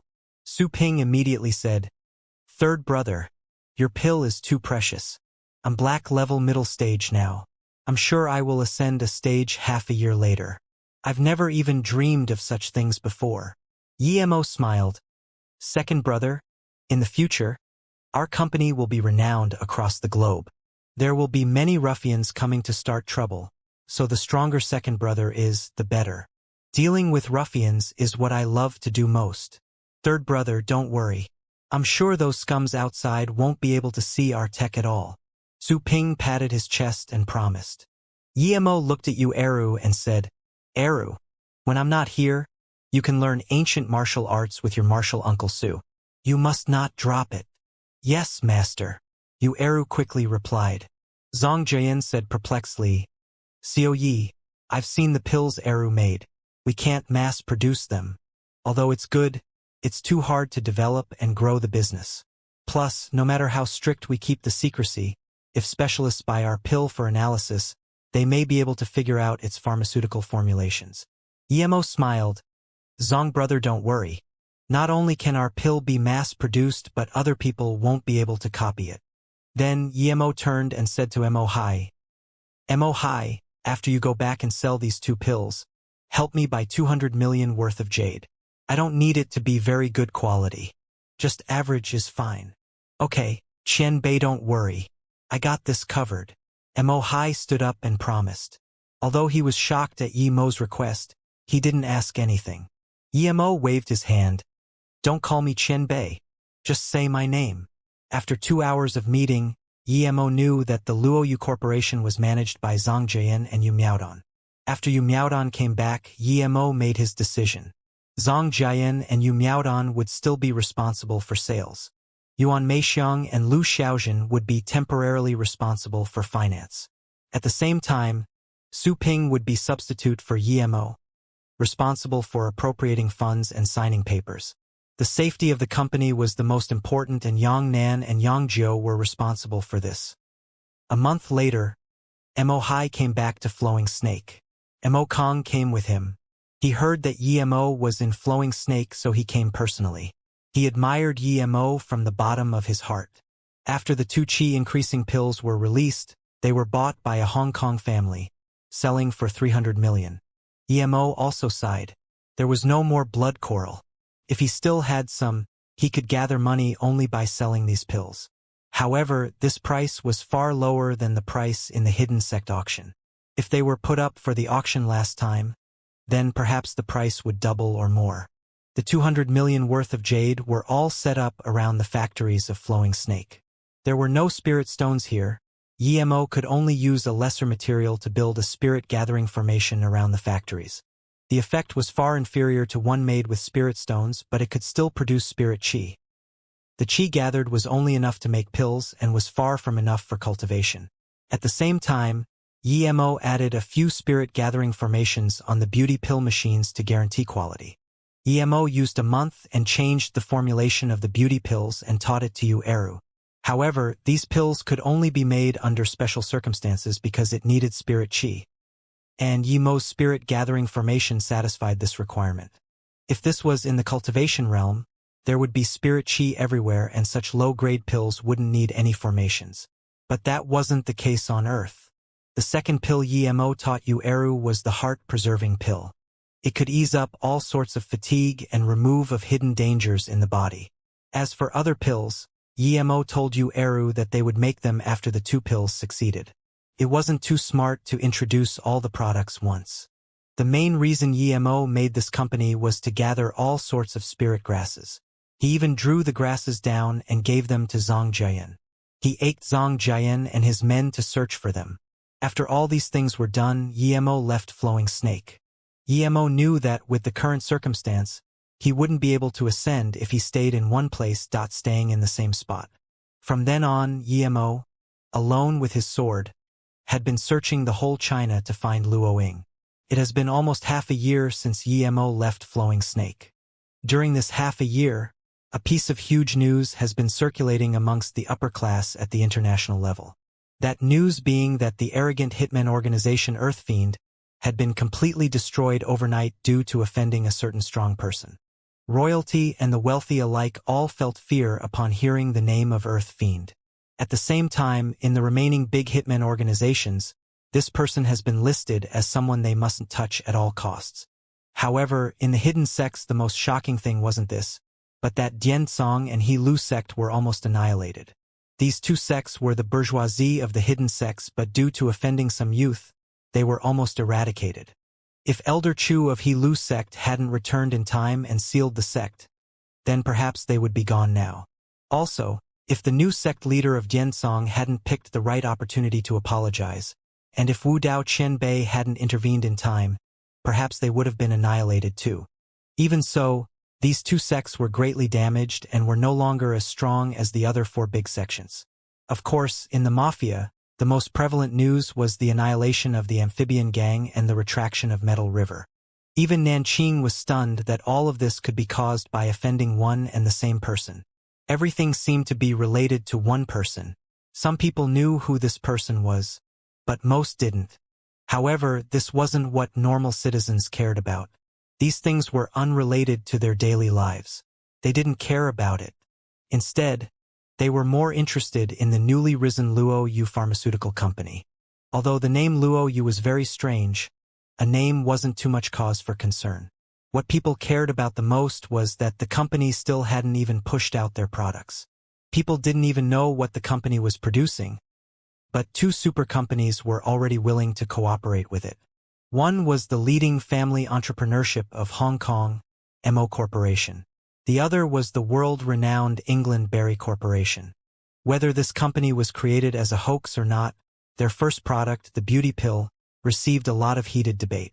The instruction manual said the beauty pill could not only slow aging but also remove marks and wrinkles on the face, while making the skin white. Long-term use could even increase one's lifespan.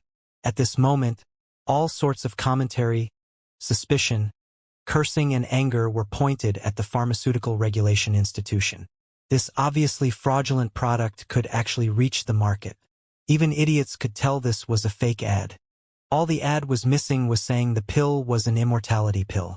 Yet the institution clearly supported the beauty pill's legitimacy, saying there had been no backdoor dealings. Despite the pressure of such criticism, the beauty pill was still put on the shelves on the foreseen date. This made a lot of the dubious citizens confused. Some people were even prepared to buy one and give it a try, but many soon gave up the thought.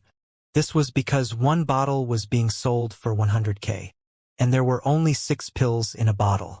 The price was decided on after much consideration by Zhang Jiayan and Yu Miaodan. The effects of the beauty pill were undoubtedly there.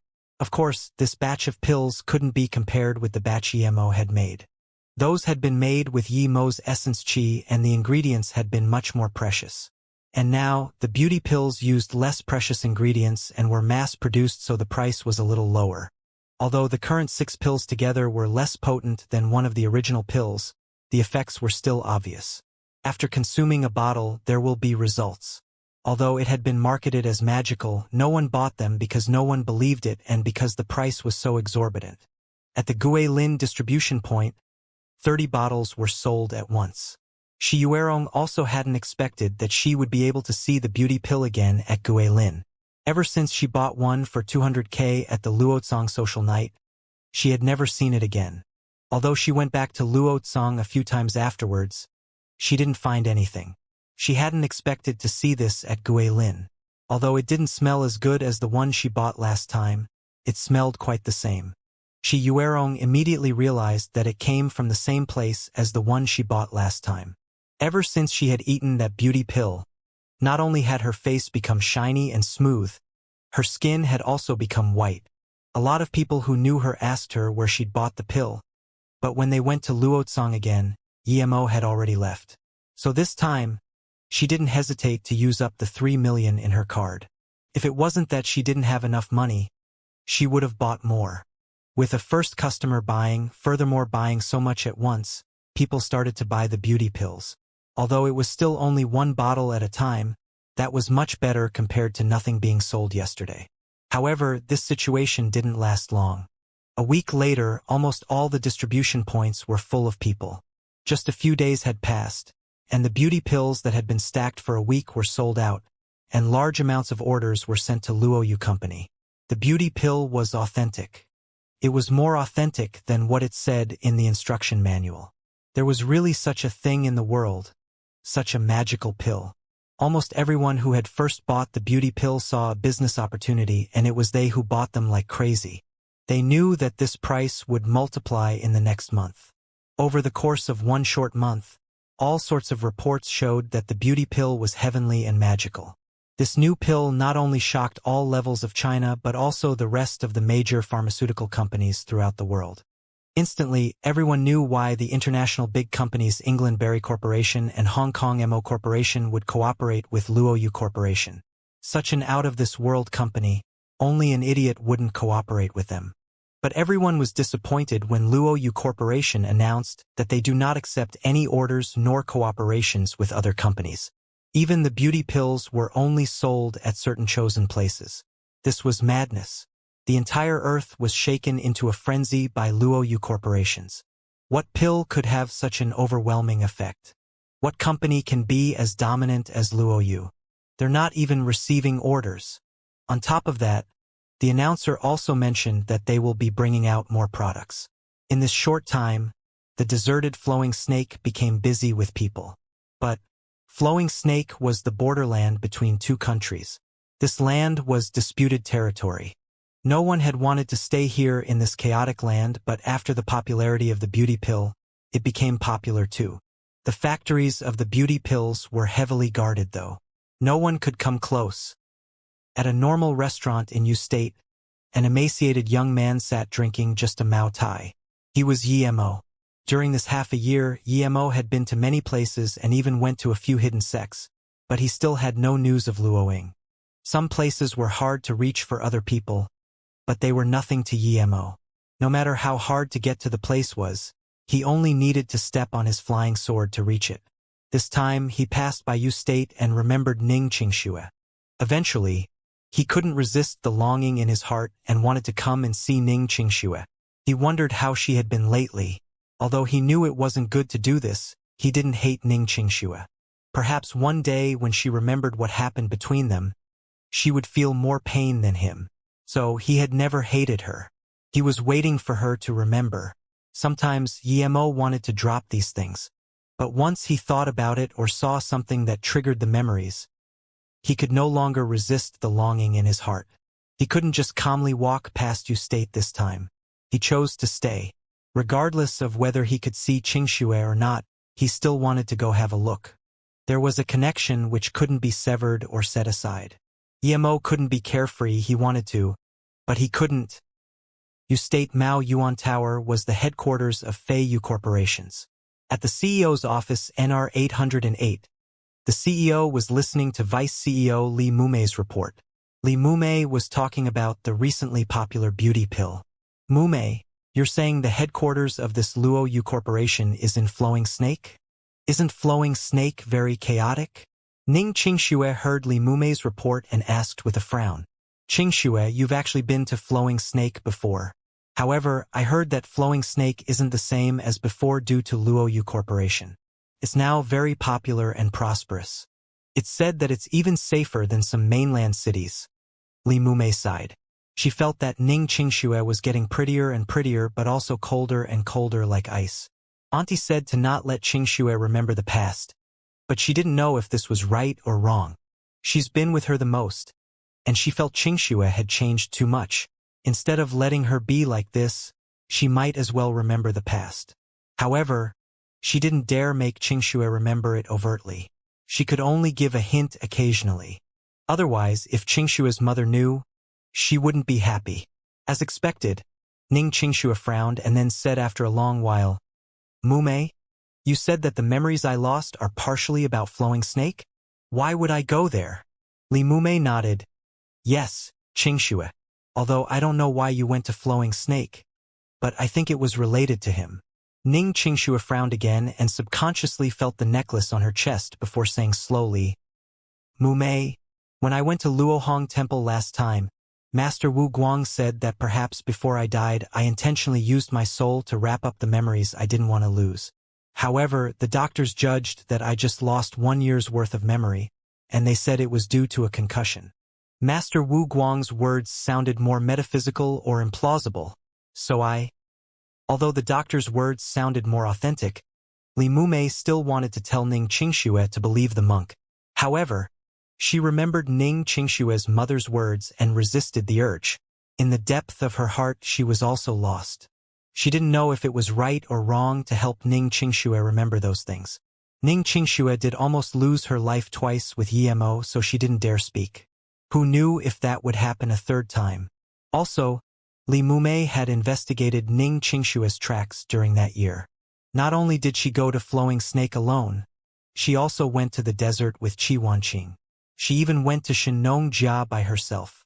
Although she didn't know what happened during these events, Li Mumei knew it was related to Yemo. Furthermore, the terrifying incident of the Heaven Ditch seems to have occurred at the same time as when Ning Qingxue left. So, only she knew that Ning Qingxue's lost memories weren't for a year, but specifically the memories with Yemo.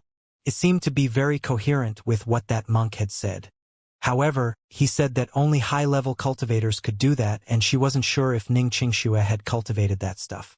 If it wasn't because she remembered that Ning Qingxue had never cultivated ancient martial arts, she really wouldn't be able to resist telling her.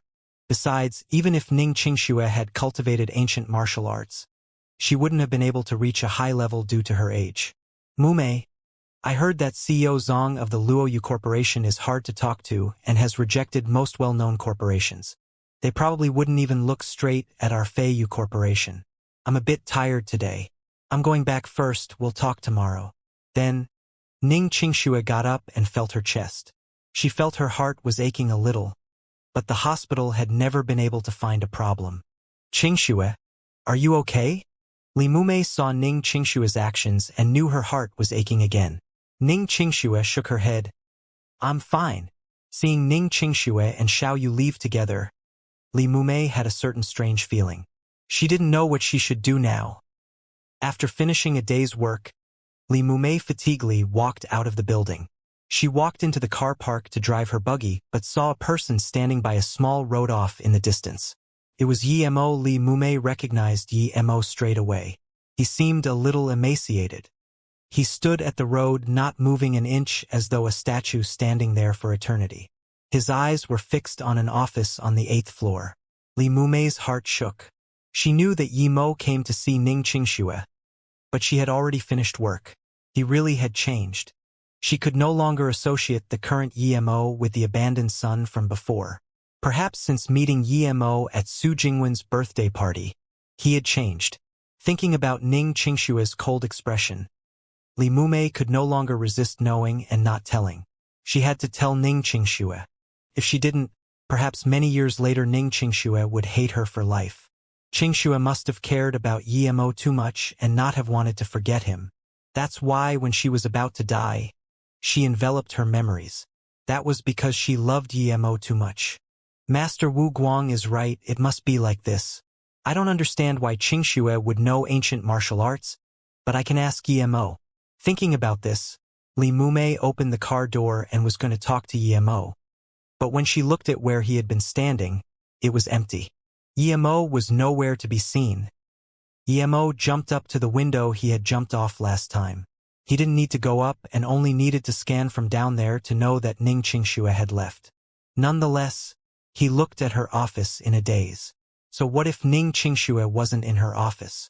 Even if she had been, what could he have done? Yi Mo sighed and turned to leave. Although Yi Mo had already left, Li Mumei still made up her mind to tell Ning Qingxue everything she knew. Even if she didn't care about those memories, even if Ning Qingshue's mother would blame her, she would still say it. Having made up her mind, she drove to Ning Qingshue's place.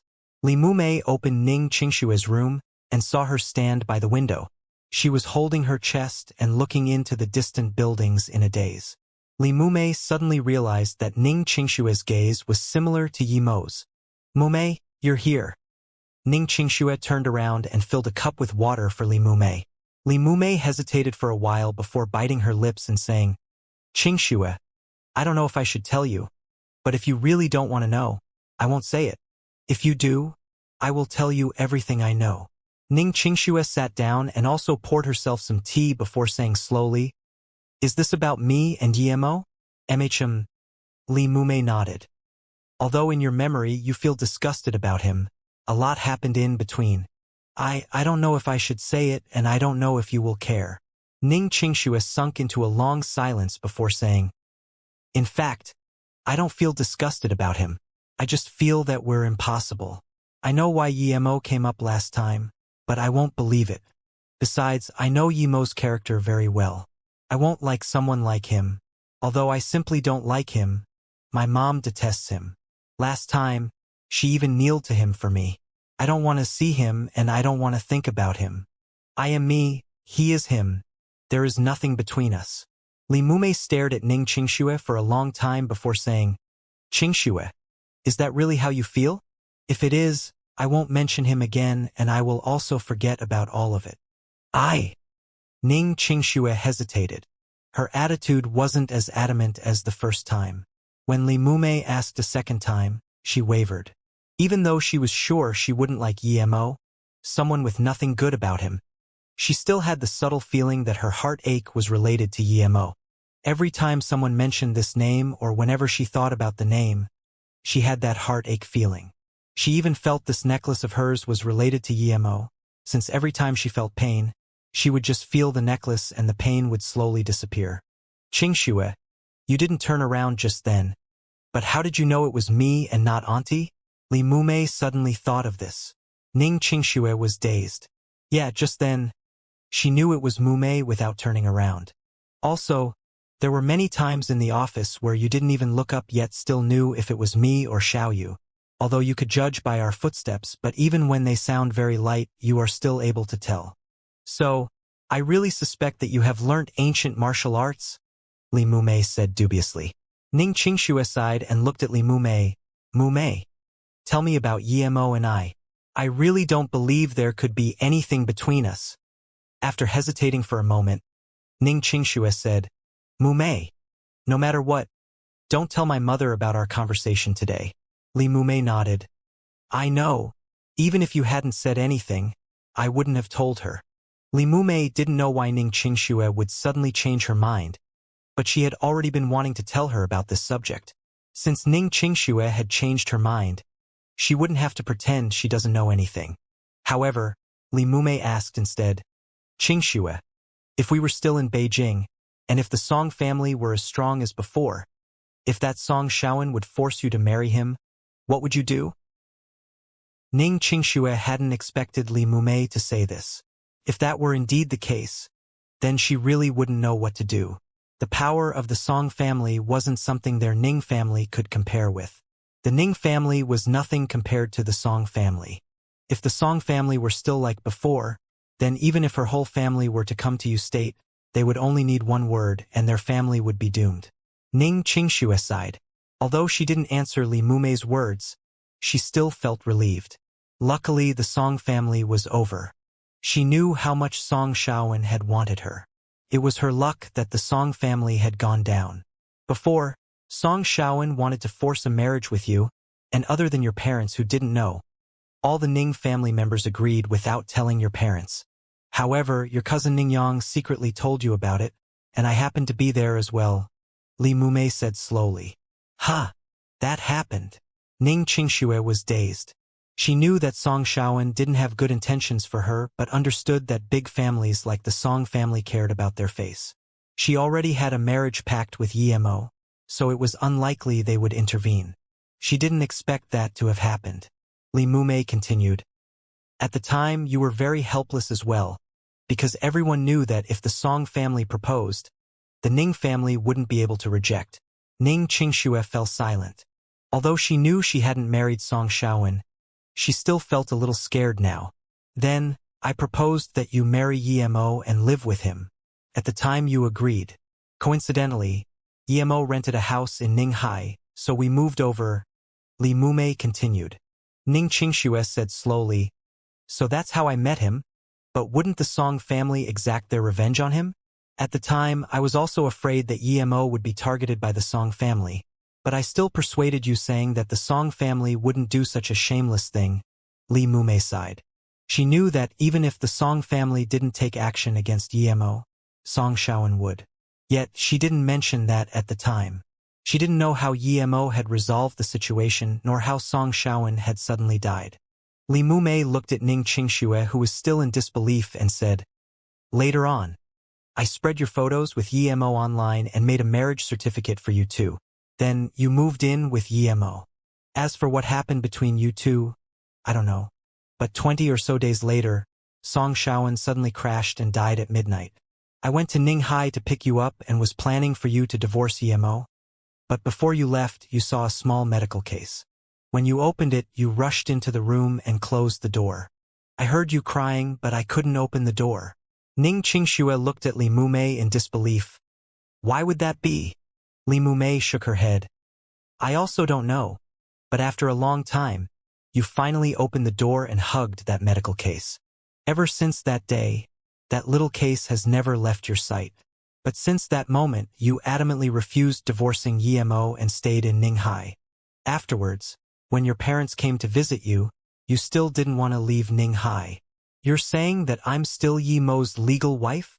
Ning Qingxue was completely shocked. How could things be like this? She was actually married.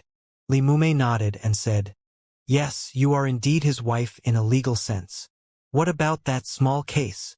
Ning Qingxue asked. Li Mumei answered, ever since you were injured a second time, that small case was left in Ninghai. Although you bought the house Yemo rented before, you never went back to see it again. In Ninghai, Ning Qingxue frowned and asked again, Why was I injured for the first and second time? Li Mumei shook her head. You need to ask Su Wei about exactly why. Su Wei was by your side both times. She had been living in that house before. She was renting with Yi Mo.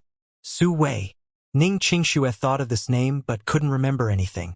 Li Mumei saw that Ning Qingxue really couldn't remember anything, so she could only continue. After Song Shaowen died, the Song family hunted Yi Mo. You even went to Flowing Snake to search for him and went to the desert with Qi Wanqing. I also know that you went to Shenong Jia, but I don't know if that was related to Yi Mo. Who is Qi Wanqing? Ning Qingxue found that more and more strangers had been involved. She's in the army and went to do a mission in the borderlands. She met Yi Mo there. I think she also likes Yi Mo and wanted to find him. However, somehow you two met and went to the desert together. Li Mumei only knew approximately what had happened. Ning Qingxue was even more confused. Someone like that liked Yi Mo? As though noticing Ning Qingxue's confusion, Li Mumei breathed calmly and said, No matter what decision you make, I feel much better after getting it off my chest. At least my heart can rest easy. Otherwise, I would feel I'm doing you wrong. Qingxue, no matter what, I think the past is in the past. If you still want to find those memories, you can go to Ninghai and ask Su Wei and Su Jingwen. They know some things. If you don't want to continue wondering, then stop thinking about it. Ning Qingxue nodded and said, Mumei, I know you wouldn't lie to me. I feel very indifferent in terms of emotions. Perhaps Master Wu Guang is right. The moment before I almost died, I really must have sealed all my emotions in my soul. No matter what, I will go to Ninghai once. Maybe you're right. No, Qingxue, you're not indifferent because you sealed your memories. I understand you. For some time, I felt you were more stubborn than anyone when it comes to feelings. When you didn't like someone, you tended to be very cold. But if you did like someone, that person would be your everything. You would be willing to give them anything including your life. Perhaps you're such an emotional extremist. That's why your mom doesn't want you to remember that past. Li Mumei shook her head. Hearing Li Mumei's words, Ning Qingxue sunk into silence. She felt Li Mumei was right, she was that sort of person. What had really happened between her and Yi Mo? She remembered that time Yi Mo spat blood in her mother's office. If there really was nothing between the two of them, why would he be like that? Despite how real all of this sounded, Ning Qingxue still didn't dare believe that there had been something between her and Yi Mo or that she might have fallen in love with him. That sounded impossible. She believed that she had been using Yi Mo and that that's why she had married him. It had nothing to do with love. No to mention, it had been less than a month. Even if Yi Mo was suave and had written 100 love letters to her each day, she wouldn't have had any good impression of such a young master, much less loved him. Mumei, thanks for telling me this. Although I know you wouldn't lie to me, I will still go ask Su Wei. Ning Qingxue had made up her mind. No matter whether this was real or fake, she had to face it. She had never expected that she would be Yi Mo's wife. If Li Mumei hadn't told her today, she wouldn't have known about it at all. So, after she had clearly investigated things, she would still divorce. However, she felt a little regretful for having made Yi Mo spit blood. Whether or not she used him, she was still his legal wife. Li Mumei's face showed happiness and she quickly asked, Then, Qingxue, are you going to Ninghai or Flowing Snake first? Let's go to Flowing Snake first. But before I go, I heard that the Luoyu Corporation is going to announce some very significant news. So let's have a look at their official website later. Let's not miss anything. The beauty pill is also very important to our corporation. Even now, our sales continue to slip. If we go on like this, our corporation will face extreme difficulties. So even if we can't cooperate with Luoyu, we still need to research the recipe for the beauty pill and try to make our own product. I believe that there are a lot of people trying to do this. Ning Qingxue set aside her other thoughts and said seriously. Li Mumei nodded. Yes, however, our technology is weak. Many other pharmaceutical companies and research laboratories are already researching the beauty pill. We must hurry. Hold on, I'll have a look at their website first. Ha! Li Mumei yelled in shock at the website. Ning Qingxue immediately asked, What's wrong? The Feiyu Corporation was facing a difficult situation. They had no new products and the old market's competition was too big. There was no profit they could earn there. If they went on to research new products now, they would be short on money and time while taking a big risk. Therefore, the new and blooming Luoyu Corporation became the only thing that could save Feiyu. But whether it was Ning Qingxue or Li Mumei, they both knew that other companies would be thinking the same thing. More than that, many renowned companies in the world had been refused partnership. Their business was smaller in scale and far from those international big pharmaceutical companies. They only had a very thin sliver of hope, but even so, Li Mumei was still shocked. If this sliver of hope was taken away by other companies, their corporation would have no hope at all, so she was very anxious. Li Mumei said shakily, "Qingxue, in 3 days, Luoyu will be holding a conference looking for partners. But their requirements must be satisfied." Ning Qingxue immediately asked, "What requirements do they have? What are the limitations?" Li Mumei answered, "They're looking for partners based on location. 1 in Africa, 1 in Europe and America, and 2 in Asia. The pharmaceutical industry of Africa isn't even developed. Why is there a spot for them? Why do the 2 developed continents, Europe and America, only have 1? This is odd." Looking at the requirements, Li Mumei felt strange. But soon both of their hearts sunk. Luoyu was looking into the partnership in Asia and there were only 2 spots. And amongst all the corporations, Feiyu could barely make it into the top 200 in Asia. Could be seen that their chances were very slim. "What do we do? Qingxue, are we still going to Beijing?" Li Mumei asked disappointedly. Ning Qingxue bit her lips, her beautiful face having a persevering look. If she missed this opportunity, their corporation wouldn't last much longer. Her parents had already been staying in an American pharmaceutical company for almost half a month for their business, but they didn't seem very interested at all. "We go, why wouldn't we go? Although our chances are very slim, this is still an opportunity. If we miss it, our future will be even dimmer. Perhaps we won't get a spot, but maybe we can contact a company that gets a spot and then work under them," Ning Qingxue said confidently. Just when she had finished talking, the phone in the room rung. Ning Qingxue quickly picked it up. It was a call from her mother in America, but she only spoke a few words and hung up. Qingxue's face looked bad. "Qingxue, did the business negotiations in America not go too well?" Li Mumei could judge the situation by the look on Ning Qingxue's face. She nodded despondently. "Yes, we went to have serious negotiations with them, but they just sent a random person to deal with us. My parents will be going to Beijing in 2 days. We will go meet up with them there." Li Mumei nodded. "Then I'll prepare the things for the conference." Ning Qingxue was of the opinion that their corporation could only look for an opportunity at the conference. Although she also knew that the chances were slim, she still decided to support Ning Qingxue.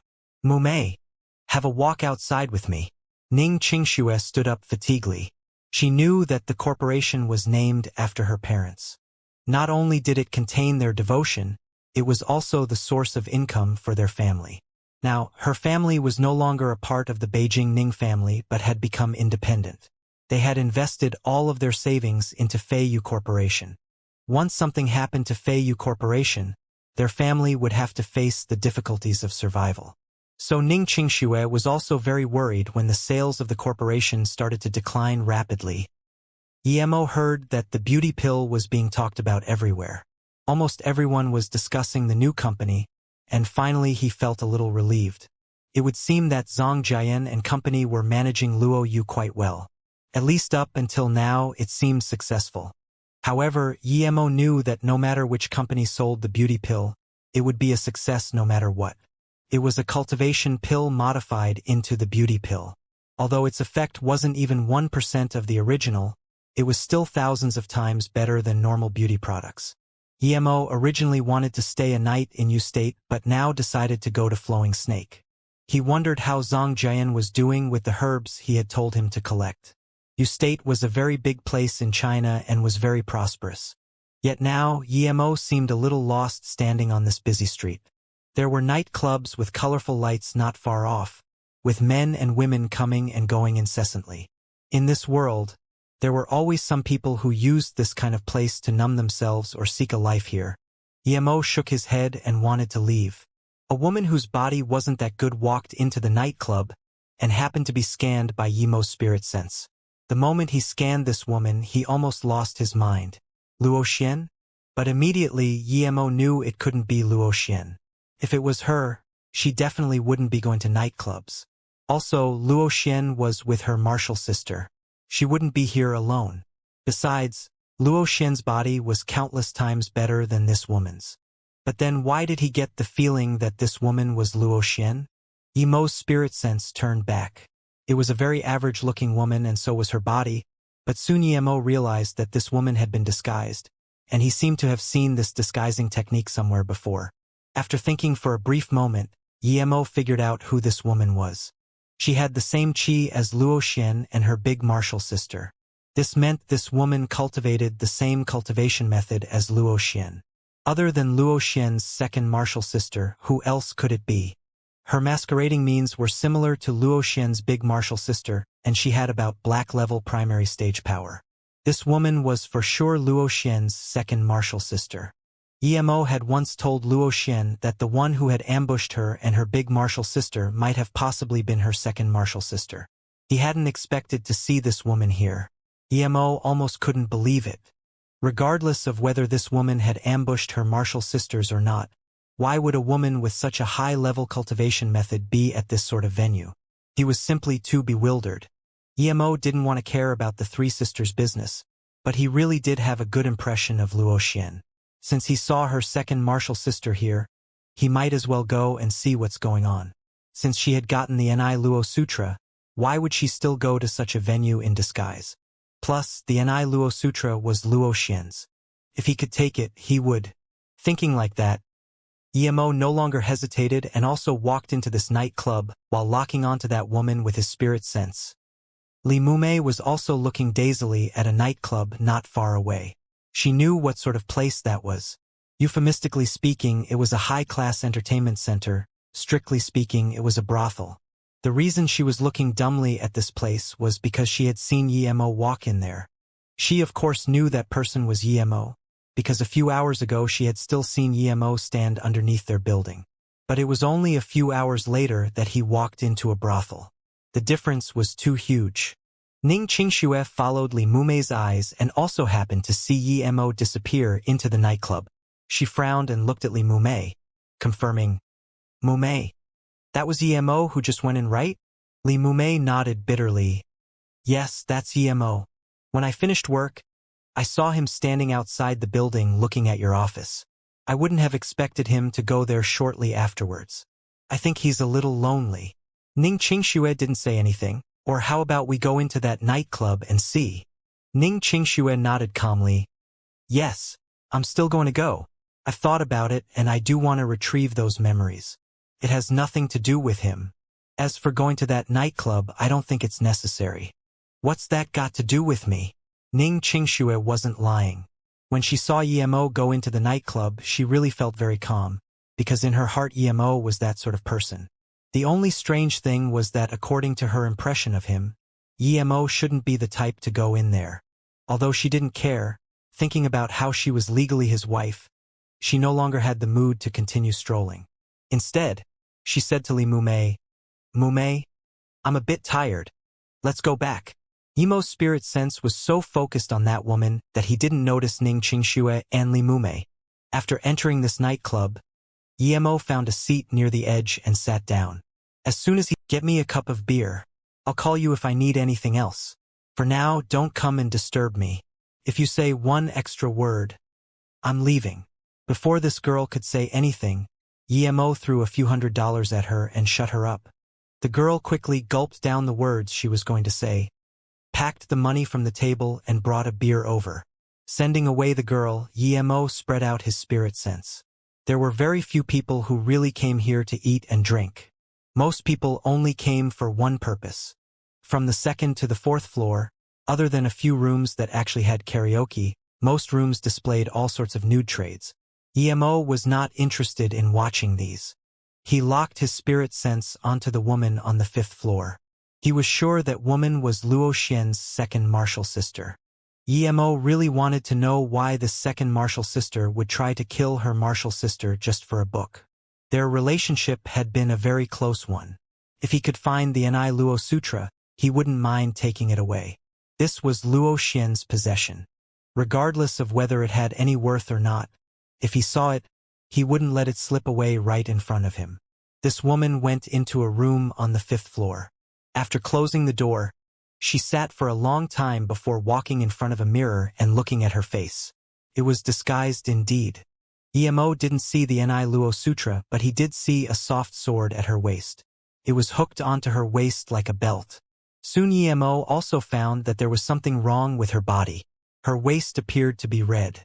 She was injured, and the wound was quite serious. Who had injured her? Emo scanned his spirit sense around the 5th floor and realized the 5th floor was obviously different from the floors below. There were some customers here as well, but the girls who served them were not only prettier than the girls below but also much younger. Noticing this, Emo got even more confused. Based on the looks of her disguise, she shouldn't be able to come to the 5th floor, so why was she living here? This woman took off her jacket and took out some surveillance equipment. Emo checked it out using his spirit sense. The screen showed the front door of the nightclub. Even Emo had to commend this woman. If she was really Luo Xian's second martial sister, her adaptability was too quick. How long had she been out of the small world for? Yet she already knew how to use surveillance equipment. A middle-aged man with a pot belly holding a black bag walked into the nightclub. He came straight to the front desk. "Seo Chun, I missed you so much. Haven't seen you for days.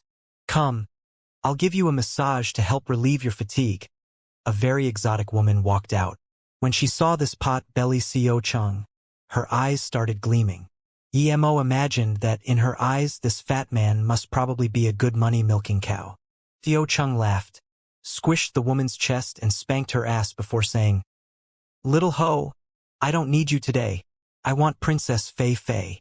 Afterwards, he stashed a few $100s inside the woman's bra. The woman wasn't all too happy hearing CEO Cheng's words, but seeing these couple $100s, she immediately smiled. "Io, that's a pity. Fei Fei just came back today. I'll call her phone for you." She called for a long time but no one picked up. Helpless, the woman said to a young girl next to her, "Lon Lon, take Seo Chung to Fei Fei." Seeing Lon Lon and Seo Chung leave, the exotic woman said to another woman at the bar, "Fei Fei has neither looks nor body. I really don't know how she went up to the 5th floor. This fatty Chung is truly blind. How can he like such a woman? In what way am I less than her?" The other woman at the bar looked around before saying quietly, "Sister Long, you mustn't let Sister Na hear that. I heard that Sister Na brought Fei Fei in. You need to be careful." "I know. I just feel uncomfortable." The exotic woman's voice obviously quietened down. Despite sitting far away, Emo heard all of this clearly. He couldn't help but sigh. Every career had competition, but he didn't agree to the exotic woman's words. Putting aside looks, that Luo Xian's second martial sister's temperament was much higher than this woman's. That fatty Chung had good eyes to pick Fei Fei. He must be very experienced. Emo's spirit sense scanned the 5th floor again. That girl called Fei Fei immediately packed away the surveillance screen and put on her clothes while going to stand at the door. When the fat man came, she immediately welcomed him joyfully. Fei Fei might have been average looking, but when the fat man saw her, his eyes were smiling. Emo witnessed Fei Fei close the door and casually pour a drink for this Seo Chung. He didn't even look at it and just drank it all. Afterwards, though, his eyes immediately became blurry, and he stared lecherously at Fei Fei as though, in his eyes, she were completely nude already. Soon he lay down on the bed. However, Fei Fei clicked a few chakra points on him, took out an inflatable toy and dumped it on the bed. Then, she pulled the blanket over Seo Chung and the inflatable doll. Emo found her actions to be very experienced and rapid. It seemed this wasn't her first time doing this. After that, Fei Fei went into a room inside and opened her clothes, showing her snow-white waist. Emo noticed that there was a sword wound on her waist indeed, and it seemed very deep. She took out some powders and dipped them on before putting her clothes back on. She stood by the door and appeared very tired. Emo frowned. Right when he thought about going up and questioning her, he found another man entering the nightclub. He was in his 30s and his hair was a little long. Still, he was very handsome except for his face being a little pale. As soon as the man walked in, he caught the attention of a few girls. However, the man gave a push and all the girls who rushed to him were pushed away. Emo saw him close his eyes as though feeling something. Immediately, he knew that the man had come here looking for someone.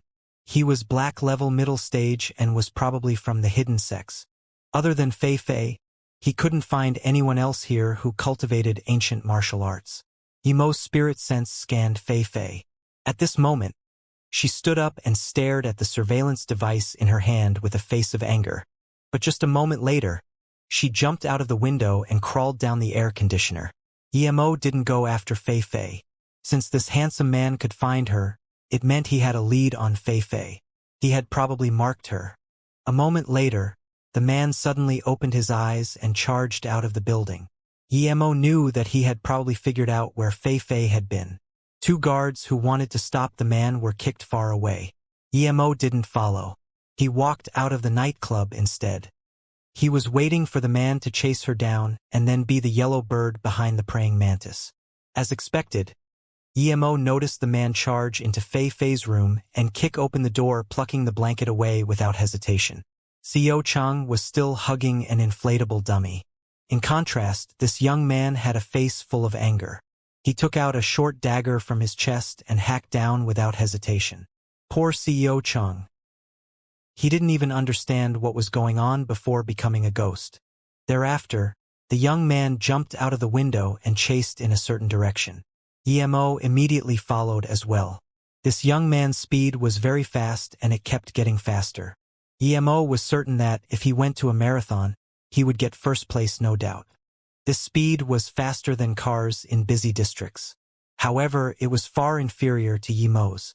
Emo could see that the man did indeed have a mark from how he kept on stopping. 1 hour later, they had gone out of the U State City District and into the Dahong Mountain region.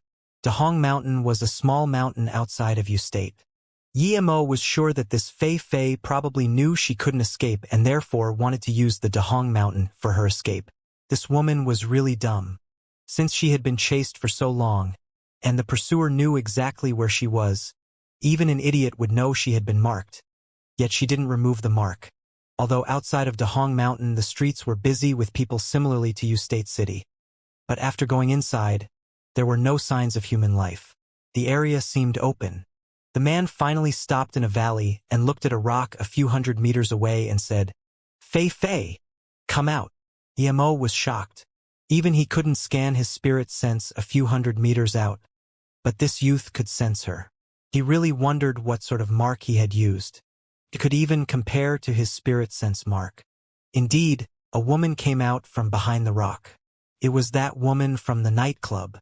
From her fatigued look, however, Emo knew that being able to run here had been her limit. "Why did you have to hide from me for months on end?"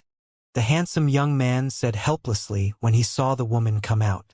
Fei Fei sneered and just pulled out the sword from around her waist and said coldly to the young guy, "Chiyulin, I was really blind to love a scum like you. Stop pretending. If you want to kill me, then do it, but don't put on that disgusting face." So this man was called Chi Yunlin, and Luo Fei was indeed Luo Xian's second martial sister.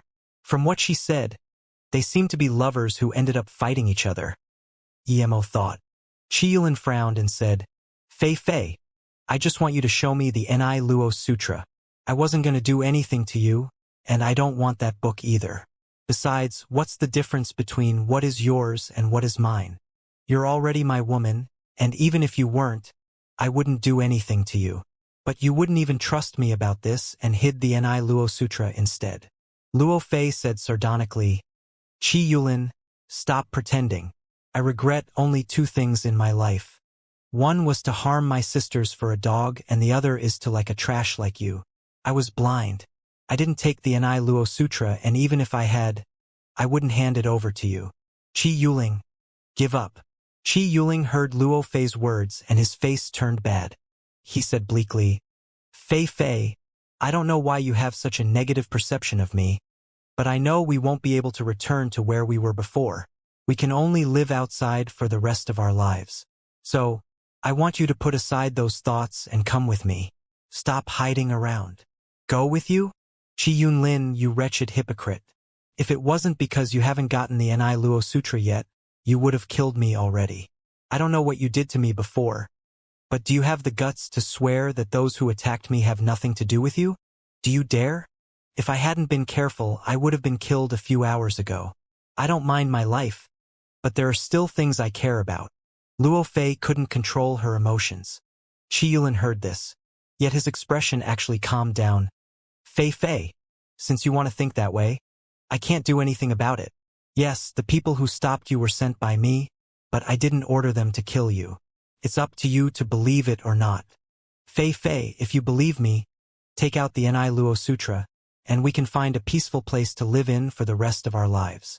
Unexpectedly, Luo Fei dropped down her head, and even her sword sunk down as though touched by Qi Yulin's proposal.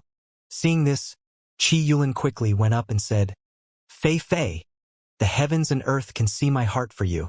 I truly want to live with you for the rest of my life, but I'm afraid news would get out. So, I swear I could never believe you again, so you can go die. Luo Fei suddenly jumped up and her soft sword turned into sword rays piercing towards Qi Yulin's chest. Qi Yulin didn't seem to have expected that Luo Fei would attack him and even try to kill him. In his heart, even if the heavens fell, Luo Fei would only be annoyed at him at most. He believed that Luo Fei still loved him and very deeply so, but reality turned out to be the opposite. Qi Yulin quickly sidestepped, but even so, the sword still passed through his ribs. After Qi Yulin was hurt, he became remorseless and kicked Luo Fei in the stomach. Luo Fei flew away and landed on the ground.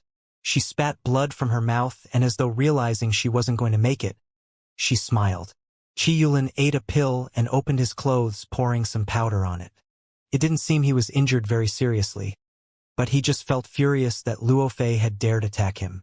Luo Fei looked at Qi Yulin and jeered before murmuring, Sorry that I attacked you, Sister Luo Xian, but I didn't go all out. I know you and Big Martial Sister suspect that I wanted to kill you, but I really did not. Qi Yulin suddenly yelled, Bitch, you rubbed poison on your sword. Even if I don't get the Ni Luo Sutra, I will still kill you.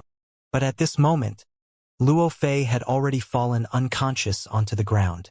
She couldn't hear a word he had said. Emo was confused.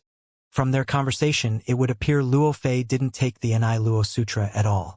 Although she wanted to help Qi Yulin, she didn't deal killing blows to her martial sister. This meant that even if Luo Xian hadn't reached black level, Luo Fei's palm wouldn't have been able to kill her. On top of that, it also seemed that the injuries the big martial sister had sustained weren't related to Luo Fei. What was going on? If that was the case, then who took the Ni Luo Sutra? Qi Yulin struggled in front of Luo Fei and wanted to kill her, but he stopped. He saw that someone suddenly appeared in front of him.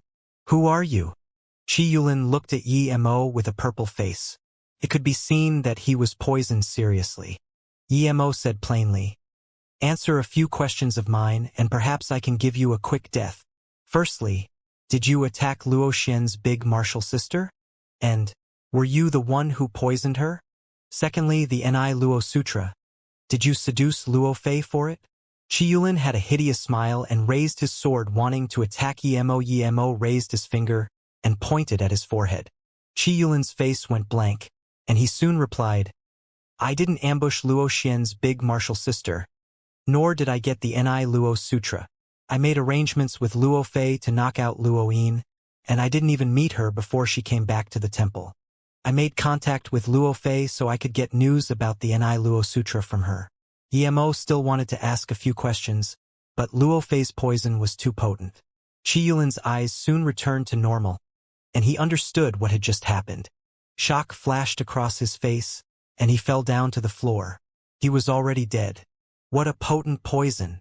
Yi Mo glanced at Qi Yulin, who had gotten completely black, and turned him into ashes with a fireball. A black dot wanted to run out from Qi Yulin's body but was burned away too. There was a goo in Qi Yulin's body, but Yi Mo didn't mind. There seemed to be a huge difference between this one and the one he had met last time. Luo Xian's big martial sister didn't seem to have been ambushed by Qi Yulin.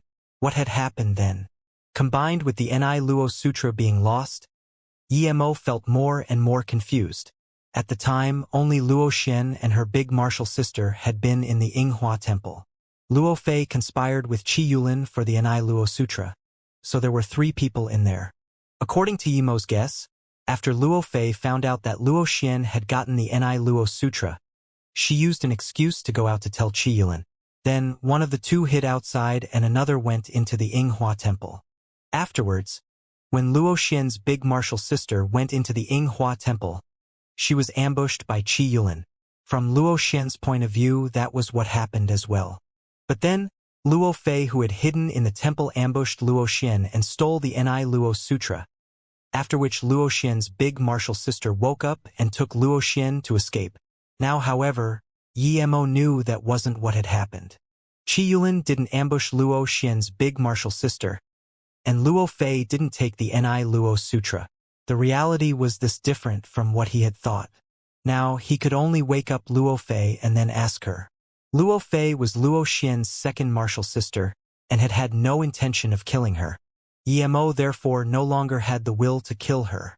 A Lotus Life pill would have immediately healed up Luo Fei's injuries, but Emo didn't like this sort of woman, so he didn't want to use such a precious pill on her. He casually grabbed her and wanted to take her to a quieter place to ask questions. However, as soon as Emo grabbed her, he immediately noticed that she also had a goo planted in her. Emo forced it out of her body in a casual manner. It seemed similar to the goo in Qi Yulin's body. Emo finally understood why Luo Fei hadn't been able to run away from Qi Yulin. He planted a heart-linked goo in her. Emo shook his head. Although this Luo Fei was cunning and learned things fast, she was still too inexperienced and not much better than Luo Xian. Emo took Luo Fei to a more far-off place and dumped her on the ground. Luo Fei slowly woke up. When she saw Emo, she immediately grabbed the soft sword near her and looked vigilantly at Emo.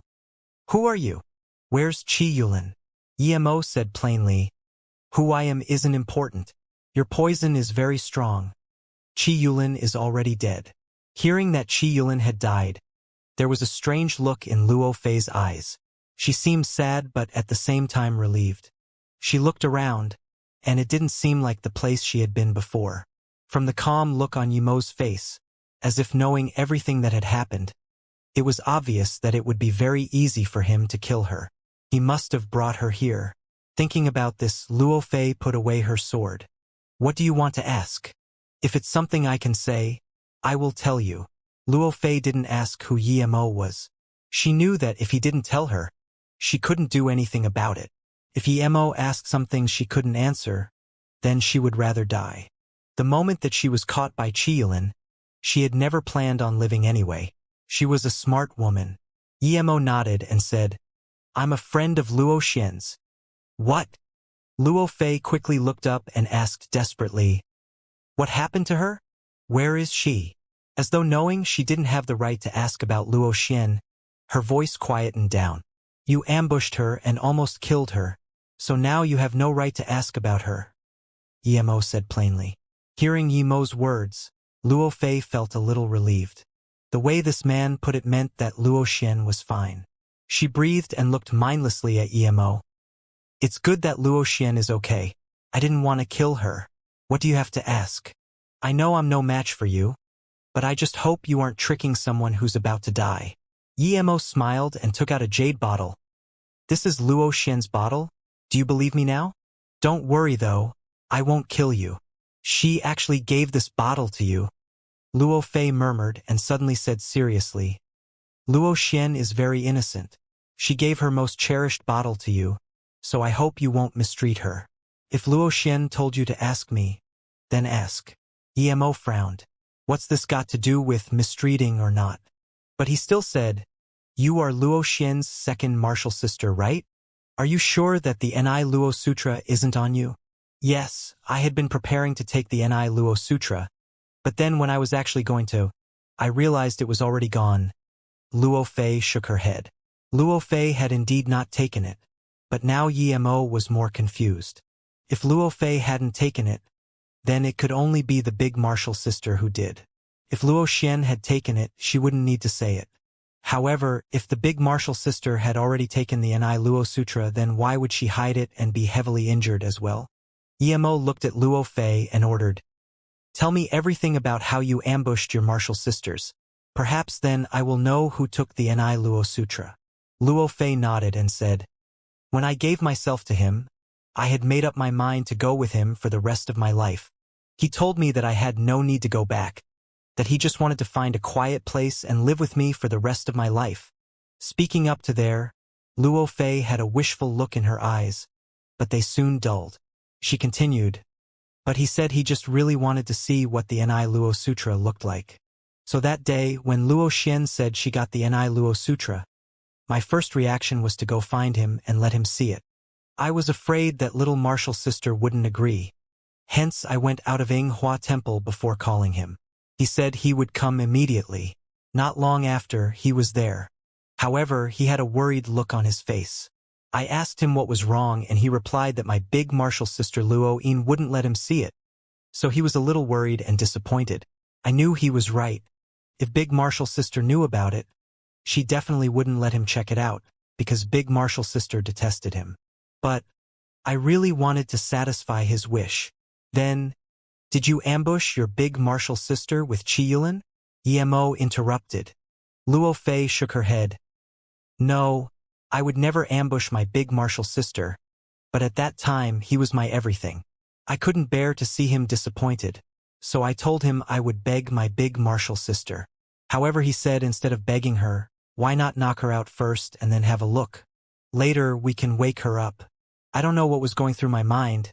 Perhaps I just cared about him too much, that I actually agreed. Afterwards, I arranged with him that I would lure my big martial sister out first and then hide inside the temple while he knocked her out. The more Emo listened, the less he understood. Just then, Qiyulin had said he hadn't attacked. Why then was Luo Fei now saying that he did? Luo Fei continued. I hid outside the temple for a little while and big martial sister came and went into the temple.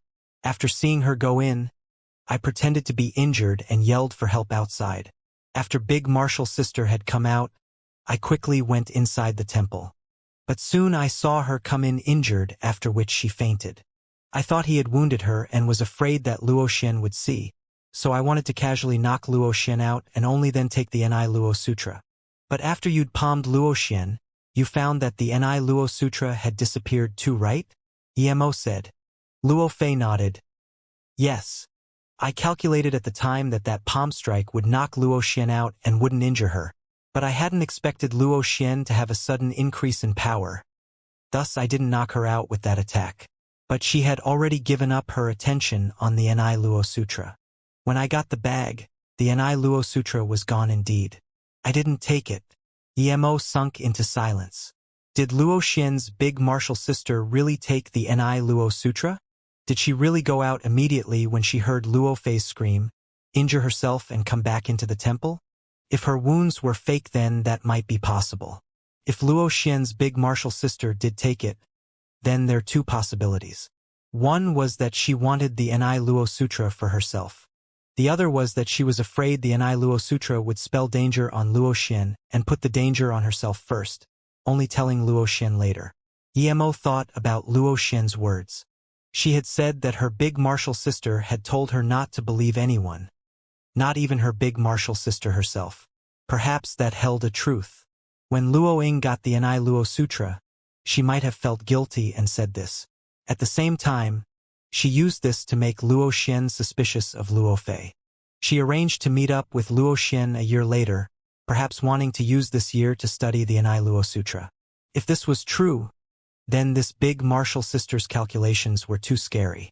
Not only did she put the suspicion on Luo Fei, she also used Luo Fei to hold off Qiyulin, making him think that the Ni Luo Sutra was in Luo Fei's hands. Wait, if the big martial sister really took the Ni Luo Sutra, would Luo Xian be in danger staying with her? No, Emo soon realized that Luo Xian should be fine now. First of all, Luo Ying probably had some feelings for Luo Xian.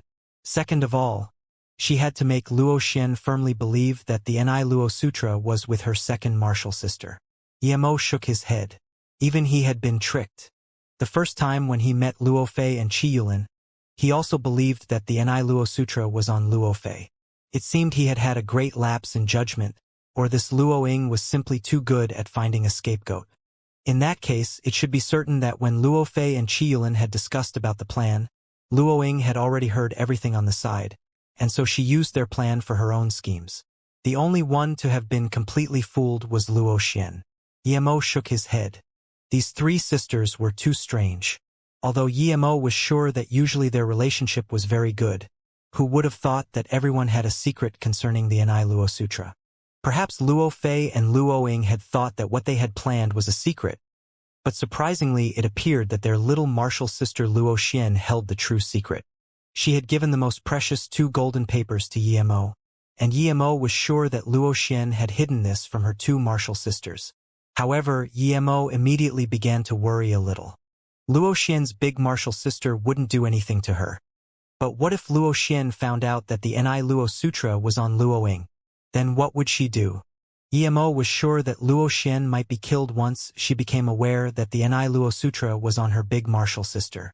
He just didn't know if the big martial sister would be able to do it. Yemo sighed. 3 sisters eventually ended up like this, all due to a mere Ni Luo Sutra. He looked sympathetically at Luo Fei and asked slowly, "Is there someone you suspect?" Luo Fei hesitated for a long time but shook her head in the end. Even if she did suspect her big martial sister, she wouldn't say it. Blood dripped along Luo Fei's leg, and Yemo just realized that Luo Fei's situation wasn't as positive as it seemed. It was hard to tell because there was too much makeup on her face, but from the sweat running along her forehead, the situation seemed dire. "You're having a miscarriage?" Yemo frowned and realized the seriousness of the issue. After hearing Luo Fei's words, he no longer had any killing intent towards her. He only had sympathy. It would seem she was too inexperienced to have actually been enchanted by that handsome and gentlemanlike Qi Yulin. Yemo shook his head, thinking that this woman was truly tragic. She had that man's seed in her and was still being hunted by him. Eventually, the child in her belly had been kicked by that man. No wonder she mentioned to Qi Yulin that she didn't care about her life. But there was something she did care about. It was probably the child in her stomach. He thought of a certain saying, "Men are afraid of entering the wrong career, and women are afraid of marrying the wrong man." Luo Fei's situation was a classic example of following the wrong man. She sacrificed so much for him, yet he didn't even believe her and hunted her down. Yemo took out a lotus life pill and put it into Luo Fei's mouth. It melted upon contact, turning into endless life force while nourishing Luo Fei's body. She looked up at Yemo in astonishment. The moment the pill entered her body, she could tell it wasn't simple. She wouldn't have expected that he would be willing to give her such a pill when she had been the one to ambush Luo Xian. Yemo took out a few bottles of water, heated them a little with his qi and put them in front of Luo Fei. Then, he gave her some towels. "You can deal with it yourself. I'll be waiting for you up ahead." When Luo Fei saw the bottles of water and the towel, she was shocked even more. She clearly saw that Yemo didn't have any bags on him. So where did the water come from? This person was too mysterious.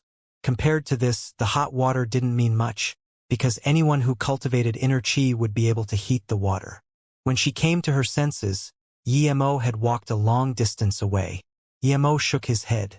He knew his heart had gone soft. This Luo Fei's encounters were too pitiful. Not only was she tricked and hunted by the man she loved, she was also completely used by her big martial sister. She didn't even dare go back now. Yemo sat on a rock. He was waiting for Luo Fei. Luo Fei definitely wasn't going to go back to the small world. She owed him, hence if he asked her some things now, she probably wouldn't reject. Luo Fei did things really slowly. Yemo waited for an hour but still didn't see her come out. However, Yemo couldn't really use his spirit sense to check. She was having a miscarriage after all. Yemo didn't worry that anything would happen though. His lotus life pill was enough to cure something 10 times more serious. In his boredom, Yemo took out his phone and was about to call Zhongjian. Luo Yu was developing and its fame was rising rapidly. This made Emo very happy. The first step of his plan was already working.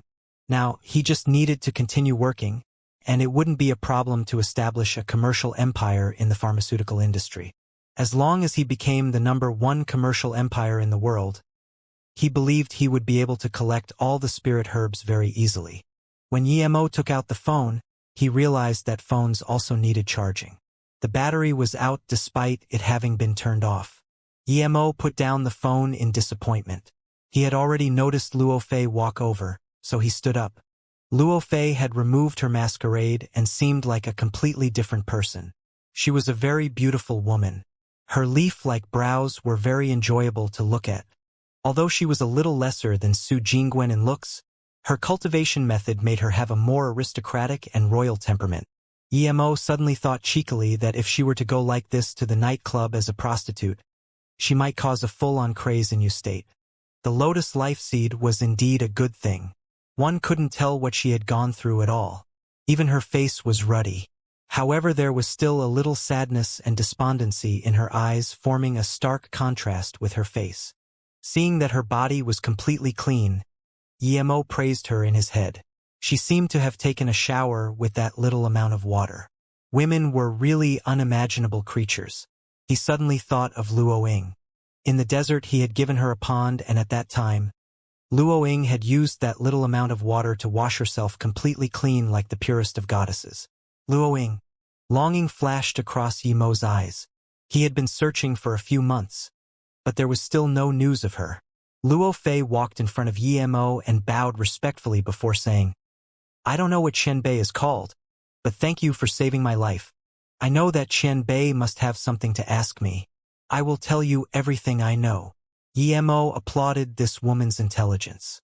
He waved his hand and said, "No need to call me Qianbei. I'm friends with Luo Xian. Luo Xian calls me Brother Yi. Thus you can call me that too, or Emo is fine as well." Hearing about Luo Xian, Luo Fei got a little absent-minded again but immediately came back to her senses. She looked at the powerless phone in Emo's hand and knew that Emo wasn't able to make a call. So, she passed over her phone and said, "Brother Yi, here's my phone. You can use it." Emo took it and gave Zhang Jian a call.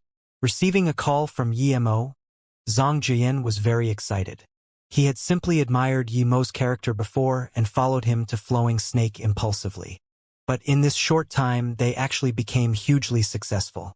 Countless CEOs and managers came to Flowing Snake in person for no other reason but to see him. Zhang Jian reported the sales of Luo Yu Corporation in detail, but there wasn't much progress with the herbs Emo had asked them to collect. They didn't even collect some of the rare herbs, much less the spirit herbs. Emo was very disappointed. It seemed that Zhang Jian understood this problem as well. Therefore Luo Yu was prepared to look for a partnership in Beijing in 2 days. According to their plan, they would look for 4 partners around the globe. Luo Yu would provide them with some ingredients to make the beauty pill, while they would in return help Luo Yu Corporation look for those materials.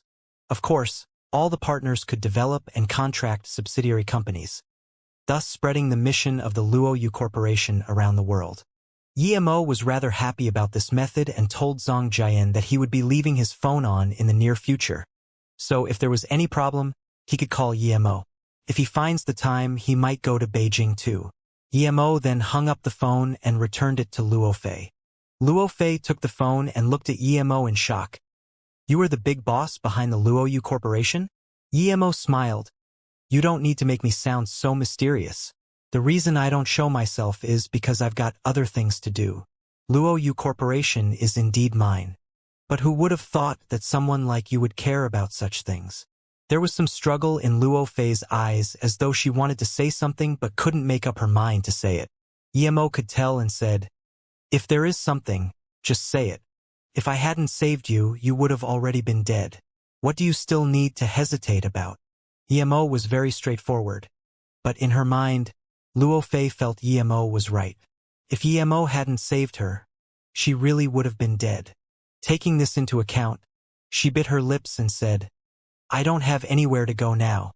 I heard that beauty pill is very nice and I would like to buy it too.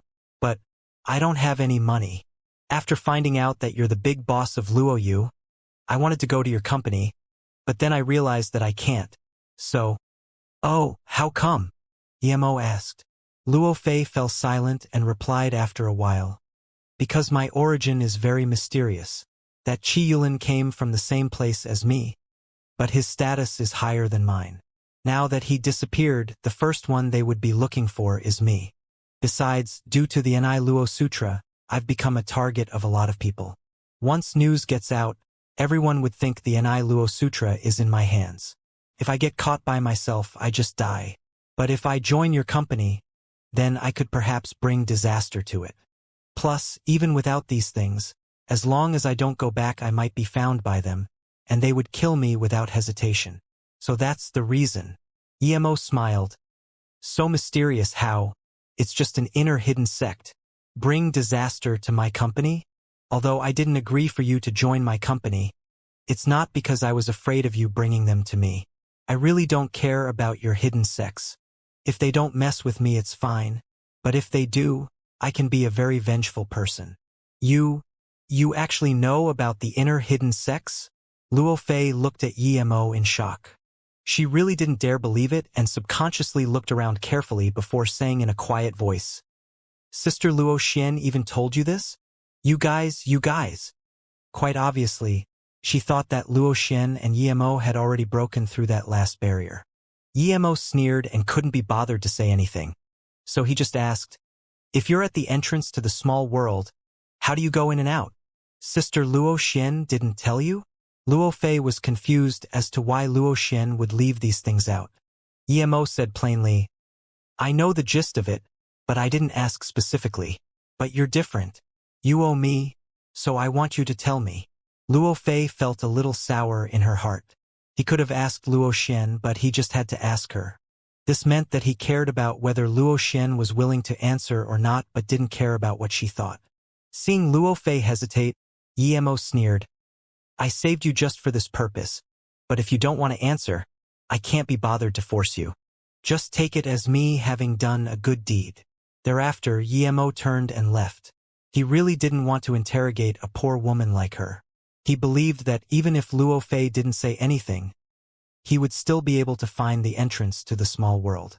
Not to mention, Luo Xian had hinted some things. I'll tell you, I almost lost my life, why would I care about other things? But you mustn't try your luck and find the entrance, nor should you try to offend the people of the inner hidden sections. If you do, you'll die for sure. In the depth of the Sea of Clouds in the Hangduan mountain ranges, there's a natural 7-star formation. It's said to be 7 huge peaks. I don't know how this formation was formed, but the Tiankou position of the formation is the entrance to the small world. However, every so often, the entrance would change. Luo Fei saw Emo was going to leave and answered decisively. Then how did you guys go in and out? Although Luo Fei was a lot more specific than Luo Xian had been, Emo was still confused. Luo Fei said slowly, I heard that every 50 years, the field between the small world and the outside would loosen. The people from the small world would come out for experience or in order to find some things. But each time there are only 50 spots. This time our sect sent the 3 of us. Usually, these squads have a great Heaven Chen Bei to lead them. Once they find out that one of us has disobeyed the rules, we will be killed immediately, and our sects will also be affected. Then that means you inner hidden sect people can't come out whenever you want? And you can't do whatever you like outside? Emo asked strangely. According to his conjecture last time, the 2 people of Tai Suwei and Qingxue he had met had also come out this time. Luo Fei nodded. Yes, people can only come out when the time is right, but each time you can come out for 3 years. Of course, the people can go back before 3 years, but they can't come out again. In theory, we aren't allowed to casually do things to people outside, but there are still some who kill ruthlessly nonetheless. In their eyes, the people of the outside world are like ants. And there are indeed no people to manage this. As long as you don't harm the benefits of the inner hidden sects, no one would care no matter how many bad acts you commit outside. So, if you were killed outside, would no one care as well? Also, the inner hidden sects don't allow the people coming out to cause trouble, but that trouble only means things that harm the interests of the inner hidden sections. Everything else doesn't count, Is that it? Emo continued asking. Indeed, but for some larger sects such as the three big sects of the inner hidden sects, their core disciples will have Tao guardians protecting them. As long as they don't harm the interests of the inner hidden sects, they can do whatever they want.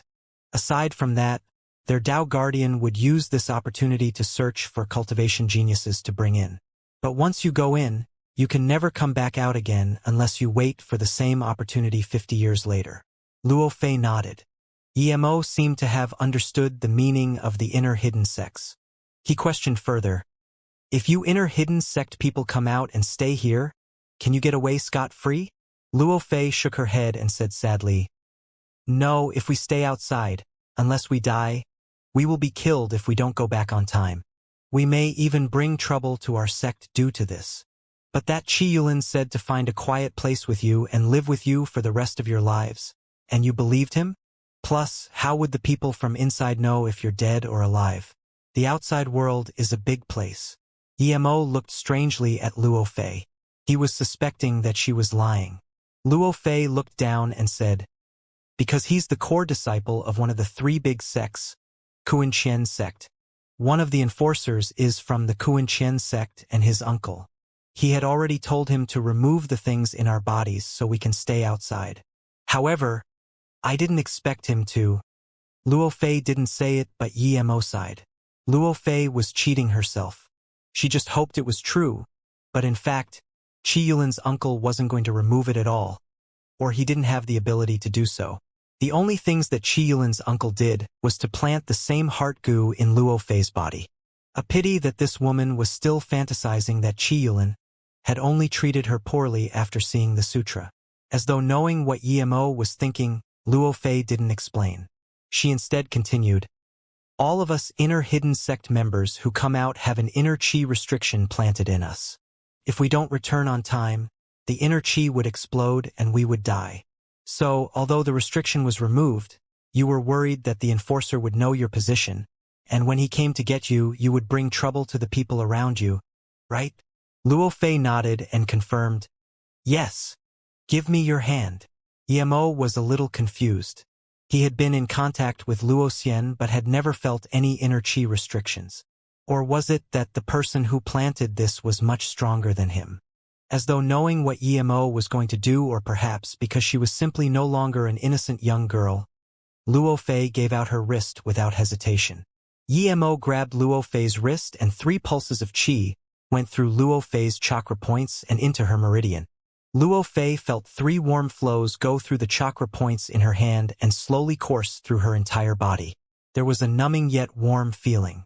This made her feel very uneasy, but at the same time she liked the strange warmth in her meridians. In the meantime, she was shocked about how strong Emo's power was. Half an hour later, Emo indeed found an ethereal gust of Qi. This Qi was completely different to the Qi Luo Fei was cultivating. It wasn't from her body. Clearly, this Qi was in hibernation and was very powerful. If it were to be fully released, even an Earth-level middle-stage warrior would die, much less a black level. Perhaps this Qi was the inner Qi restriction Luo Fei was talking about. Emo fell silent and let go of Luo Fei's wrist. He didn't try to remove that Qi, for he wasn't 100% confident he'd succeed. The person who had planted the restriction was a master. Seeing Luo Fei look at him worriedly, Emo plainly said, do you believe that the restriction was removed by Qi Yulin's uncle? Luo Fei's eyes went dull, but she immediately shook her head. Before he kicked my stomach, I believed him. But after that, I knew that everything had just been one-sided. I even started suspecting that his uncle hadn't removed the restriction and instead planted a tracking device in my body. Emo sneered, you're not too dumb. I've removed the same heart goo in your body, and I did find a gust of Qi that doesn't belong to you. This power could turn you to dust. Even I don't have a 100% certainty at removing it. After all, one accident and you die immediately. Luo Fei immediately said, I don't care about death. I won't mind even if I die now. I have nowhere to go now, so if you're willing to help me, then try whatever you like. If you think it's too hard, I'll still be very grateful to you and go find a place to face it alone. Having declared that, she seemed to no longer be lost. She had been tricked by someone she loved so much, and yet she had still believed him. She felt she might as well die. Emo looked hesitantly at Luo Fei. If she hadn't wanted to tell him where the inner hidden sects were, he would leave without hesitation. But this woman seemed to be quite smart and figured out his personality. She had told him about the inner hidden sects without him promising anything. This made Emo rather hesitant about what to do. Okay, I'll remove it for you, but you need to cooperate. Also, your chi must follow the direction of my chi. Eventually, Emo decided to help her for 2 reasons. One was because he wanted to see the power of this restriction, and another was to understand the way of cultivation of the inner hidden sects. Since once he tried to remove this restriction, Luo Fei would have to use her chi to cooperate with Emo. He would get to know her cultivation method this way. Luo Fei hesitated a little and agreed. She understood what it involved. But now, what secrets did she have in front of Emo? Emo knew everything about her, and even things she didn't dare think about. Besides, if she didn't agree, she would die. Emo didn't care about what Luo Fei thought. He just grabbed her wrist and started to use his chi to remove the restriction. Luo Fei used her chi to follow the movement of Emo's chi. 1 hour later, Emo carefully enveloped that hidden chi inside her body and pulled it outside. Luo Fei also felt that chi that did not belong to her, and her face was scared pale. She was different from Emo. Emo was an outsider, and his chi was far beyond Luo Fei's strength. When Luo Fei felt that chi, she immediately knew that if this chi were to go berserk, she would be blown to dust. Such a heartless man. Luo Fei thought of Chi Yulin. That man didn't even care if she lived or died. He was prepared to dump her somewhere outside by herself after he'd finished using her. As though feeling the nefarious intent of Emo's chi, the chi inside of Luo Fei's body started to rustle. Emo suddenly used his chi to kick this chi out of her body. Luo Fei didn't even have time to think before feeling this lacerating pain in her dantian. She immediately spat out blood. By then Emo had already enveloped that chi and condensed his chi fire. He was going to burn away this chi. Even though if the chi dissipated, the owner wouldn't know it was forced out by someone. Emo really didn't have the time yet to fight these guys, so he might as well be careful. Rumble. The chi made a huge sound under Emo's chi fire. Emo retreated a few meters, and the place he had stood at became a huge ditch. Luo Fei looked at that huge ditch in shock. If that chi had exploded inside of her, what would have happened? She looked gratefully at Emo and felt more envious of her little martial sister. Why was her life so much better than hers? Even the man she found was countless times better than hers. Envy? Luo Fei quickly stopped her thoughts. The reason Emo saved her other than her telling him about the inner hidden sects was primarily thanks to her little martial sister. She should be thanking Luo Xian. How could she envy her? Emo turned back and looked at Luo Fei saying, Luo Fei, I believe you are fine now. All I want now is for you to find a place with no one else and hide. I believe the inner hidden sects won't be able to find you. Luo Fei hesitated for a moment and said, I don't know where to go now either. Although I haven't been out for long, I do have some expertise in herbs. If you agree, I can join your Luo Yu Corporation. I believe there are few people who know more about herbs than me. Emo felt moved. Yeah, she came from the inner hidden sects and the ancient martial arts system. She isn't someone that Su Ping can compare with. If she could help, it would be of great assistance to him.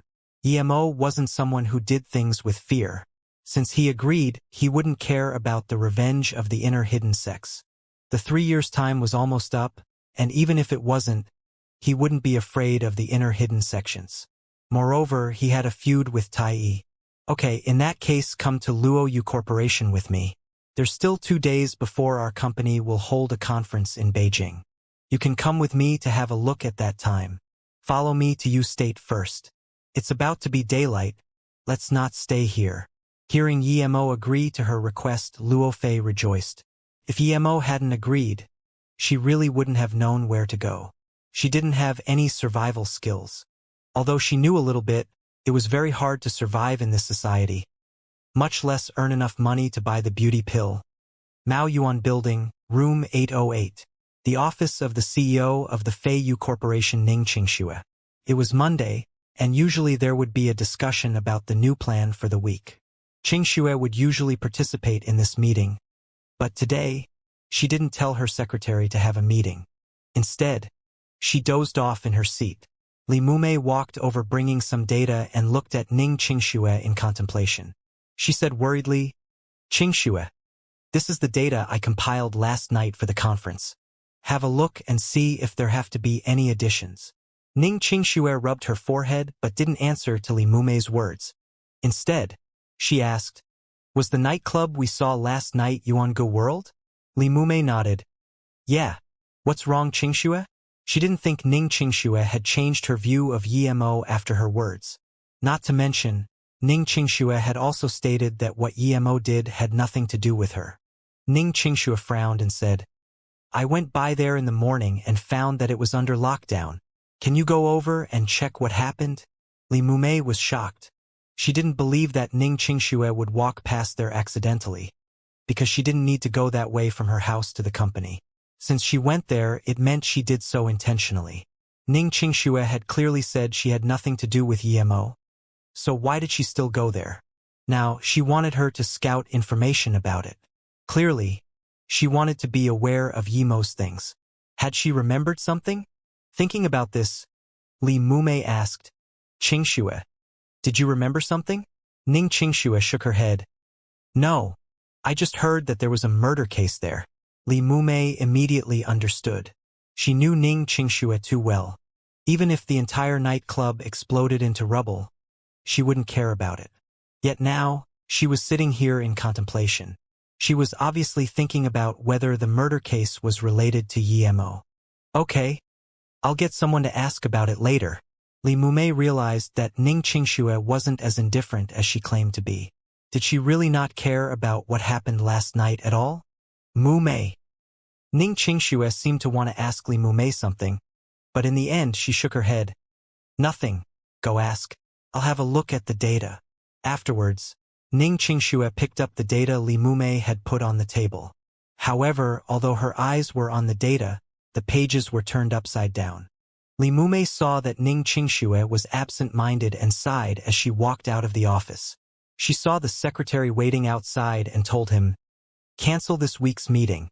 I will give out notice when we have another one." After Li Mumei had left for a long while, Xianxia took out the necklace and looked at it before muttering, "Does he really have something to do with this necklace? How can that be? Master Wu Guang said this necklace was related to a Qian Bei he knew, and Master Wu Guang was in his 70s. His Qian Bei would have to be over 100. Knock knock. The secretary Xiao Yan came and looked at Xianxia hesitantly. "What's wrong, Xiao Yan?" Xianxia came back to herself and asked. Xiao Yan said carefully, "Just now, the T-Phone Corporation of U-State came. Manager Tang believes they are here to cancel the agreement they just made with us. Manager Tang is having negotiations with them at this moment." T-Phone Corporation? Didn't we just sign an agreement with them? Why are they canceling it? As soon as Xianxia asked, she realized she was asking the wrong person. She said, "I understand you can go out first." Just when Xianxia was prepared to go have negotiations with them, Manager Tang, who was responsible for sales, came in. Manager Tang was called Tang Lianshui, a past worker of Ning Zhongfei's. "CO Ning." Tang Lianshui's face was full of guilt. Xianxia said indifferently, "Take a seat first. Did they already revoke the agreement with us?" Tang Lianshui nodded and said, "Yes, because our contract was just signed and hadn't been vindicated by a third party yet. They have no problem in revoking it." Xianxia frowned and then spoke as though to herself, "In the span of 3 months, this is the 4th corporation that has canceled a contract with us. Why are things like this? I know the sales manager of the T-Phone Corporation. He revealed to me that their corporation didn't willingly revoke the agreement. It was because of Yuan Bei Corporation," Tang Lianshui said helplessly. "Yuan Bei Corporation? That's the biggest pharmaceutical corporation in China. Why would they care about our little company?" Xianxia asked unwittingly. Tang Lianshui sighed. He felt that lately, this young CEO no longer had the decisiveness from before. She seemed absent-minded all the time and forgot things easily. Now that she'd asked, he could only reply, "Half a year ago, they came to buy our corporation, but you rejected them without a second thought and didn't even listen to their conditions. After Manager Lee's investigation, we found out that they want to monopolize the pharmaceutical industry in your state. They didn't have to buy our company, but half a year ago at the pharmaceutical exhibition, the young CEO of their corporation Yuan Qibing was also there. He saw you at the exhibition and asked you out for dinner. He probably decided to buy our company after you rejected him." Ning Qingshua's face went cold, and she said, "Does he not know I'm married? Why didn't Li Mumei tell me this?" "Qingxue, because I thought you were thinking too much lately, I didn't tell you. The company hasn't been doing well recently, so I didn't want to mention it, but the news of your marriage is only known between the few of us. The rest of the people don't really know. Not even Manager Tang." Li Mumei's voice sounded at the door. Tang Lianxue smiled bitterly. "Yes, I had no clue indeed. Manager Tang, are you here to resign?" Li Mumei looked at the resignation letter in Tang Lianshue's hands and frowned. Guilt was shown on Tang Lianshue's face as he said awkwardly, "Sorry, CEO Ning. CEO Li, I came to hand in my resignation." Ning Qingxue looked at Tang Lianxue in surprise before seeing the resignation letter in his hand. After a long while, she said, "Okay, give me your resignation letter. I'll sign it and let other people handle the process. Just say I have agreed."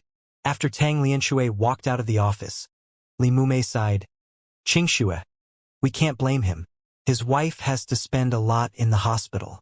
All the while, our company is in a crisis, and we aren't doing any business, so he doesn't have enough money for his wife's illness.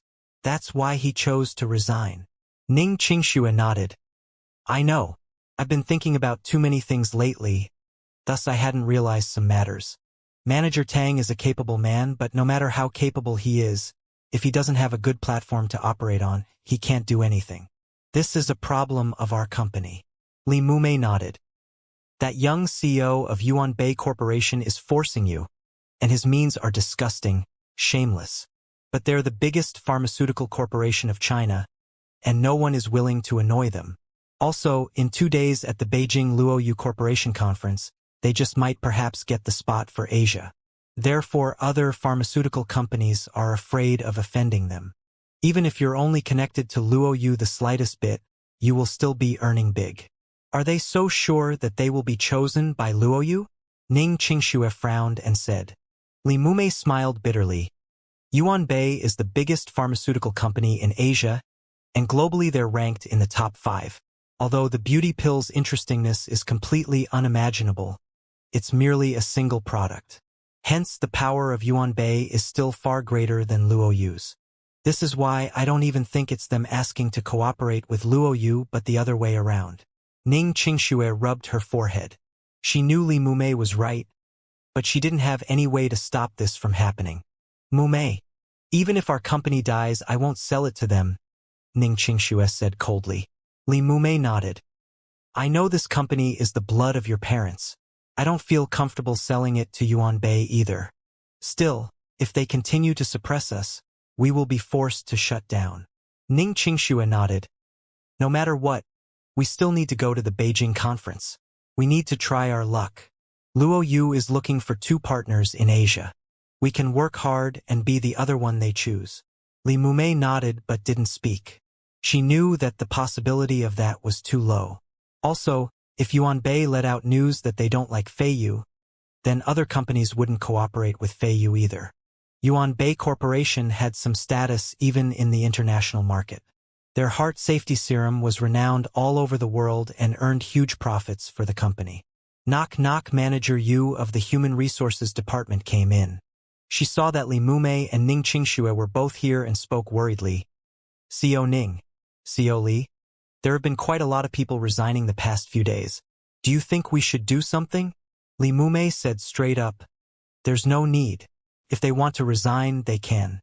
If we become the partner chosen by Luoyu in 2 days, then that will be more convincing than anything." Seeing the manager of human resources leave, Li Mumei also felt helpless.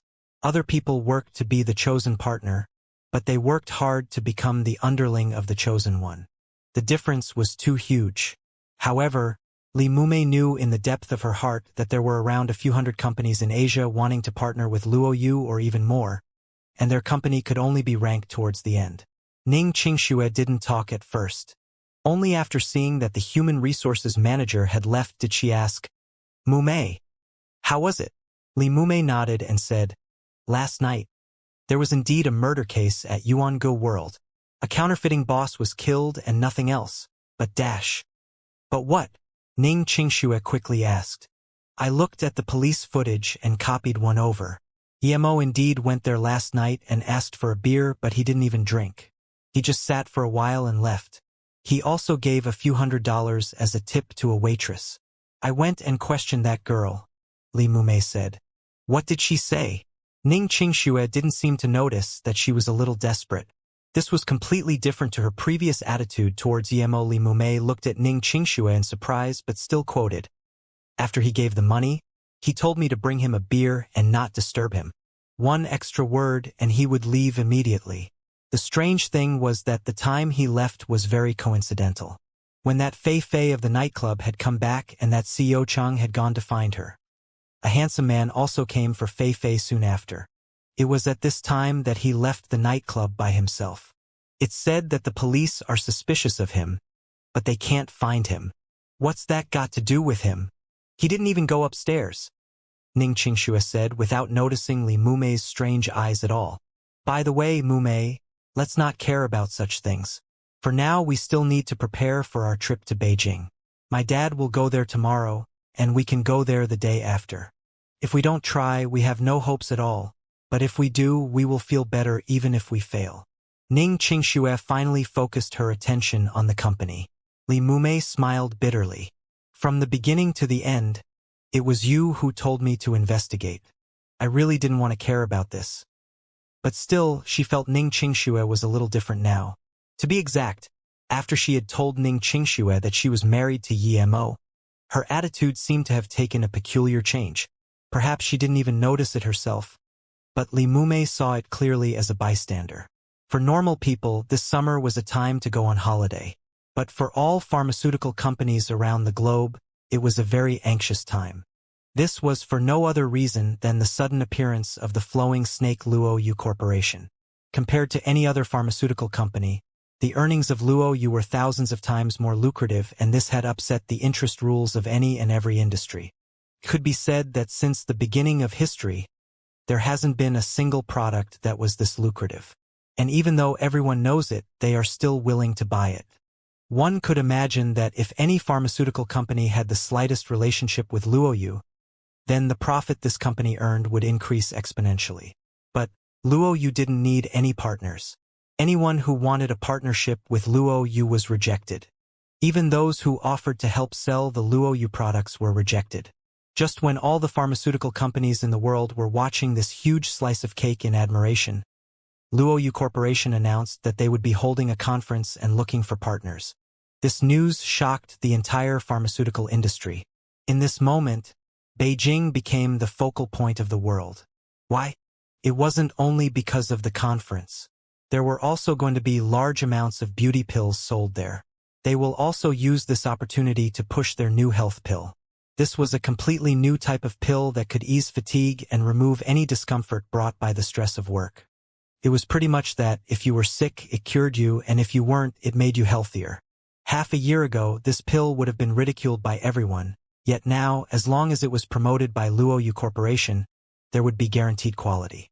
The name of the company itself was a golden named plate. There was no way to counterfeit their beauty pill. There were a lot of attempts, but these counterfeits were easily discernible. Firstly, there was only one distribution point, and that was the designated Luo Yu store. Secondly, the pill would melt as soon as it entered the mouth. There were no impurities at all, which was already a hot scientific research subject. Thirdly, upon first opening the bottle, there would be a holographic title saying, "Beauty Pill." Before you ate the pill, you would eat the two words and the effects would be better. No one could counterfeit that. So, there were actually no fake imitations of such a lucrative product. No one could counterfeit it. Emo was sure that the two essence chi words he had made with the spirit gathering formation were uncopyable. Therefore this time, a lot of people didn't come for the conference at Beijing. They came to buy the beauty pill and the health pill. On the black market, one beauty pill cost more than 200K. This was completely due to the lack of production from the Luoyu Corporation. One could see the large business opportunities in this. If you bought even 1 or 2 bottles, you would be earning big. Now, the most popular investment amongst the citizens wasn't buying stocks or houses, but buying beauty pills. Hence, there was not a single pharmaceutical company that didn't take this conference seriously. Many of them sent their most powerful squad to Beijing. There were companies from all over the world. In the short day after announcing the conference, Beijing was already full of people. All of them had come to get rich. If the pharmaceutical companies didn't have many offices, a lot of them wouldn't even be able to find a place to stay. Beijing became more strict in security, and there were much more police on the streets as well. Originally, Yemo had planned to let Luo Fei go meet up with Zhang Jian and company in Beijing by herself, but he figured that he hadn't gone to visit Yiling and Zifeng for a long time, so he might as well take this opportunity to see them. Yemo and Luo Fei got to Beijing on the second day. Since Yemo was with her, he didn't use the flying sword and took the plane instead. At the same time, Yemo taught some names and features of spirit herbs to Luo Fei. Compared to other people, her learning abilities were much better. When Yemo arrived at the Luoyu Corporation's location in Beijing, the Yumao Hotel, Zhang Jian and Yu Miaodong and others were already waiting for him. This time, it was Yang Jiu and Han Zai in charge of security. There were 2 henchmen of Fong Nan who also came, since their martial arts progress had been good. Su Ping had to stay in Flowing Snake to look after production, so he didn't come. If Yemo hadn't told him not to, Fong Nan would have come personally, but Yemo had brought Luo Fei, who was enough to ensure safety. Luo Fei was far stronger than Fong Nan, and Zhang Jian was a yellow-level master himself. Although Luo Fei was from the inner hidden sects, she had been living in the city longer than Yemo and wasn't very rich. Because of that, she knew clearly how Luoyu rose to fame and knew how powerful the CEO of the company was. Although she knew that Yemo was the real boss, she was still shocked when she saw how reverent Zhang Jian and company were to Yemo. Yemo looked at Luo Fei, unsure whether to introduce her full name. Luo Fei quickly intervened. "I'm Louis Fei." Yemo nodded and continued. "From now on, Louis Fei will be responsible for the importing of materials and inspection thereof. Luo Fei will be responsible for all the rare herbs we are looking for. Miaodong, help her arrange things." "Yes, CEO Yi." After 2 years, Yu Miaodong had recovered from the trauma from before. Currently, her life was very fulfilling. She was truly grateful to Yemo. She no longer had to worry about being stabbed in the back every day. She liked this quiet yet busy life, not the walking on sword life every day. "CEO Yi, what standards do we have for looking for collaboration partners?" Zhang Jian also loved his current life. After he left the military, he had finally for the first time found a goal in life. He was very reverent towards Yemo, who could create the beauty pill. Yemo hummed and said, "Look at their capability of dealing with herbs. Of course, their technological skills must also be satisfactory. We can tell from the material they've prepared, but we don't need those pharmaceutical companies who don't really take value in searching and storing rare herbs. Actually, those larger companies such as the Yuanbei Corporation and Lianfeng Corporation do take collecting herbs seriously, and I've seen a couple of their stores. There are indeed some that we need. The heart safety serum from Yuanbei is purely made from herbs." Zhang Jian replied. "Okay, you guys can arrange these things. I'm going to visit my brother and sister. If I have time, I will come over." Yemo didn't care about the specifics and let the others handle it. Beijing was still densely populated. This wouldn't change because of the Song family being kicked away. Yemo felt a little sad after passing by Drunk Eye Bar. He remembered that Nye Shuang. Last time, he had given her a Lotus Life pill, so he wondered how she was now. "I've already arrived at Beijing. Qingxue, you and Mumei should come quickly. There isn't even a place to stay in Beijing now. Your mother is still in America. She will be back later." A middle-aged man spoke on the phone. "Qingxue?" Yemo immediately noticed this middle-aged man. Just when he was confused as to who this person was and how he knew someone called Qingxue, His next words let him understand completely. Qingxue, our Feiyu Corporation's success all depends on this. If we can't get connected to Luoyu Corporation, we will be living a tough life indeed. But you shouldn't worry too much. When we first moved to Yu State, didn't we have nothing as well? So what if we have nothing? Yuan Bei. They can be dominant, we won't mess with them. The middle-aged man's tone was rather helpless. So he was Ning Qingshue's father. He seemed quite shaggy. This was Yi Mo's first time seeing Ning Zhongfei. He seemed like a man with temperament, but at the moment he was very tired. However, when Yi Mo scanned the man's black handbag with his spirit sense, he was shocked. There was also a bracelet in his bag, and it was the exact same one as his sister Tang Beiwei's. What was this? Normally, there should only be a single pair of that bracelet. Why was there 3 now?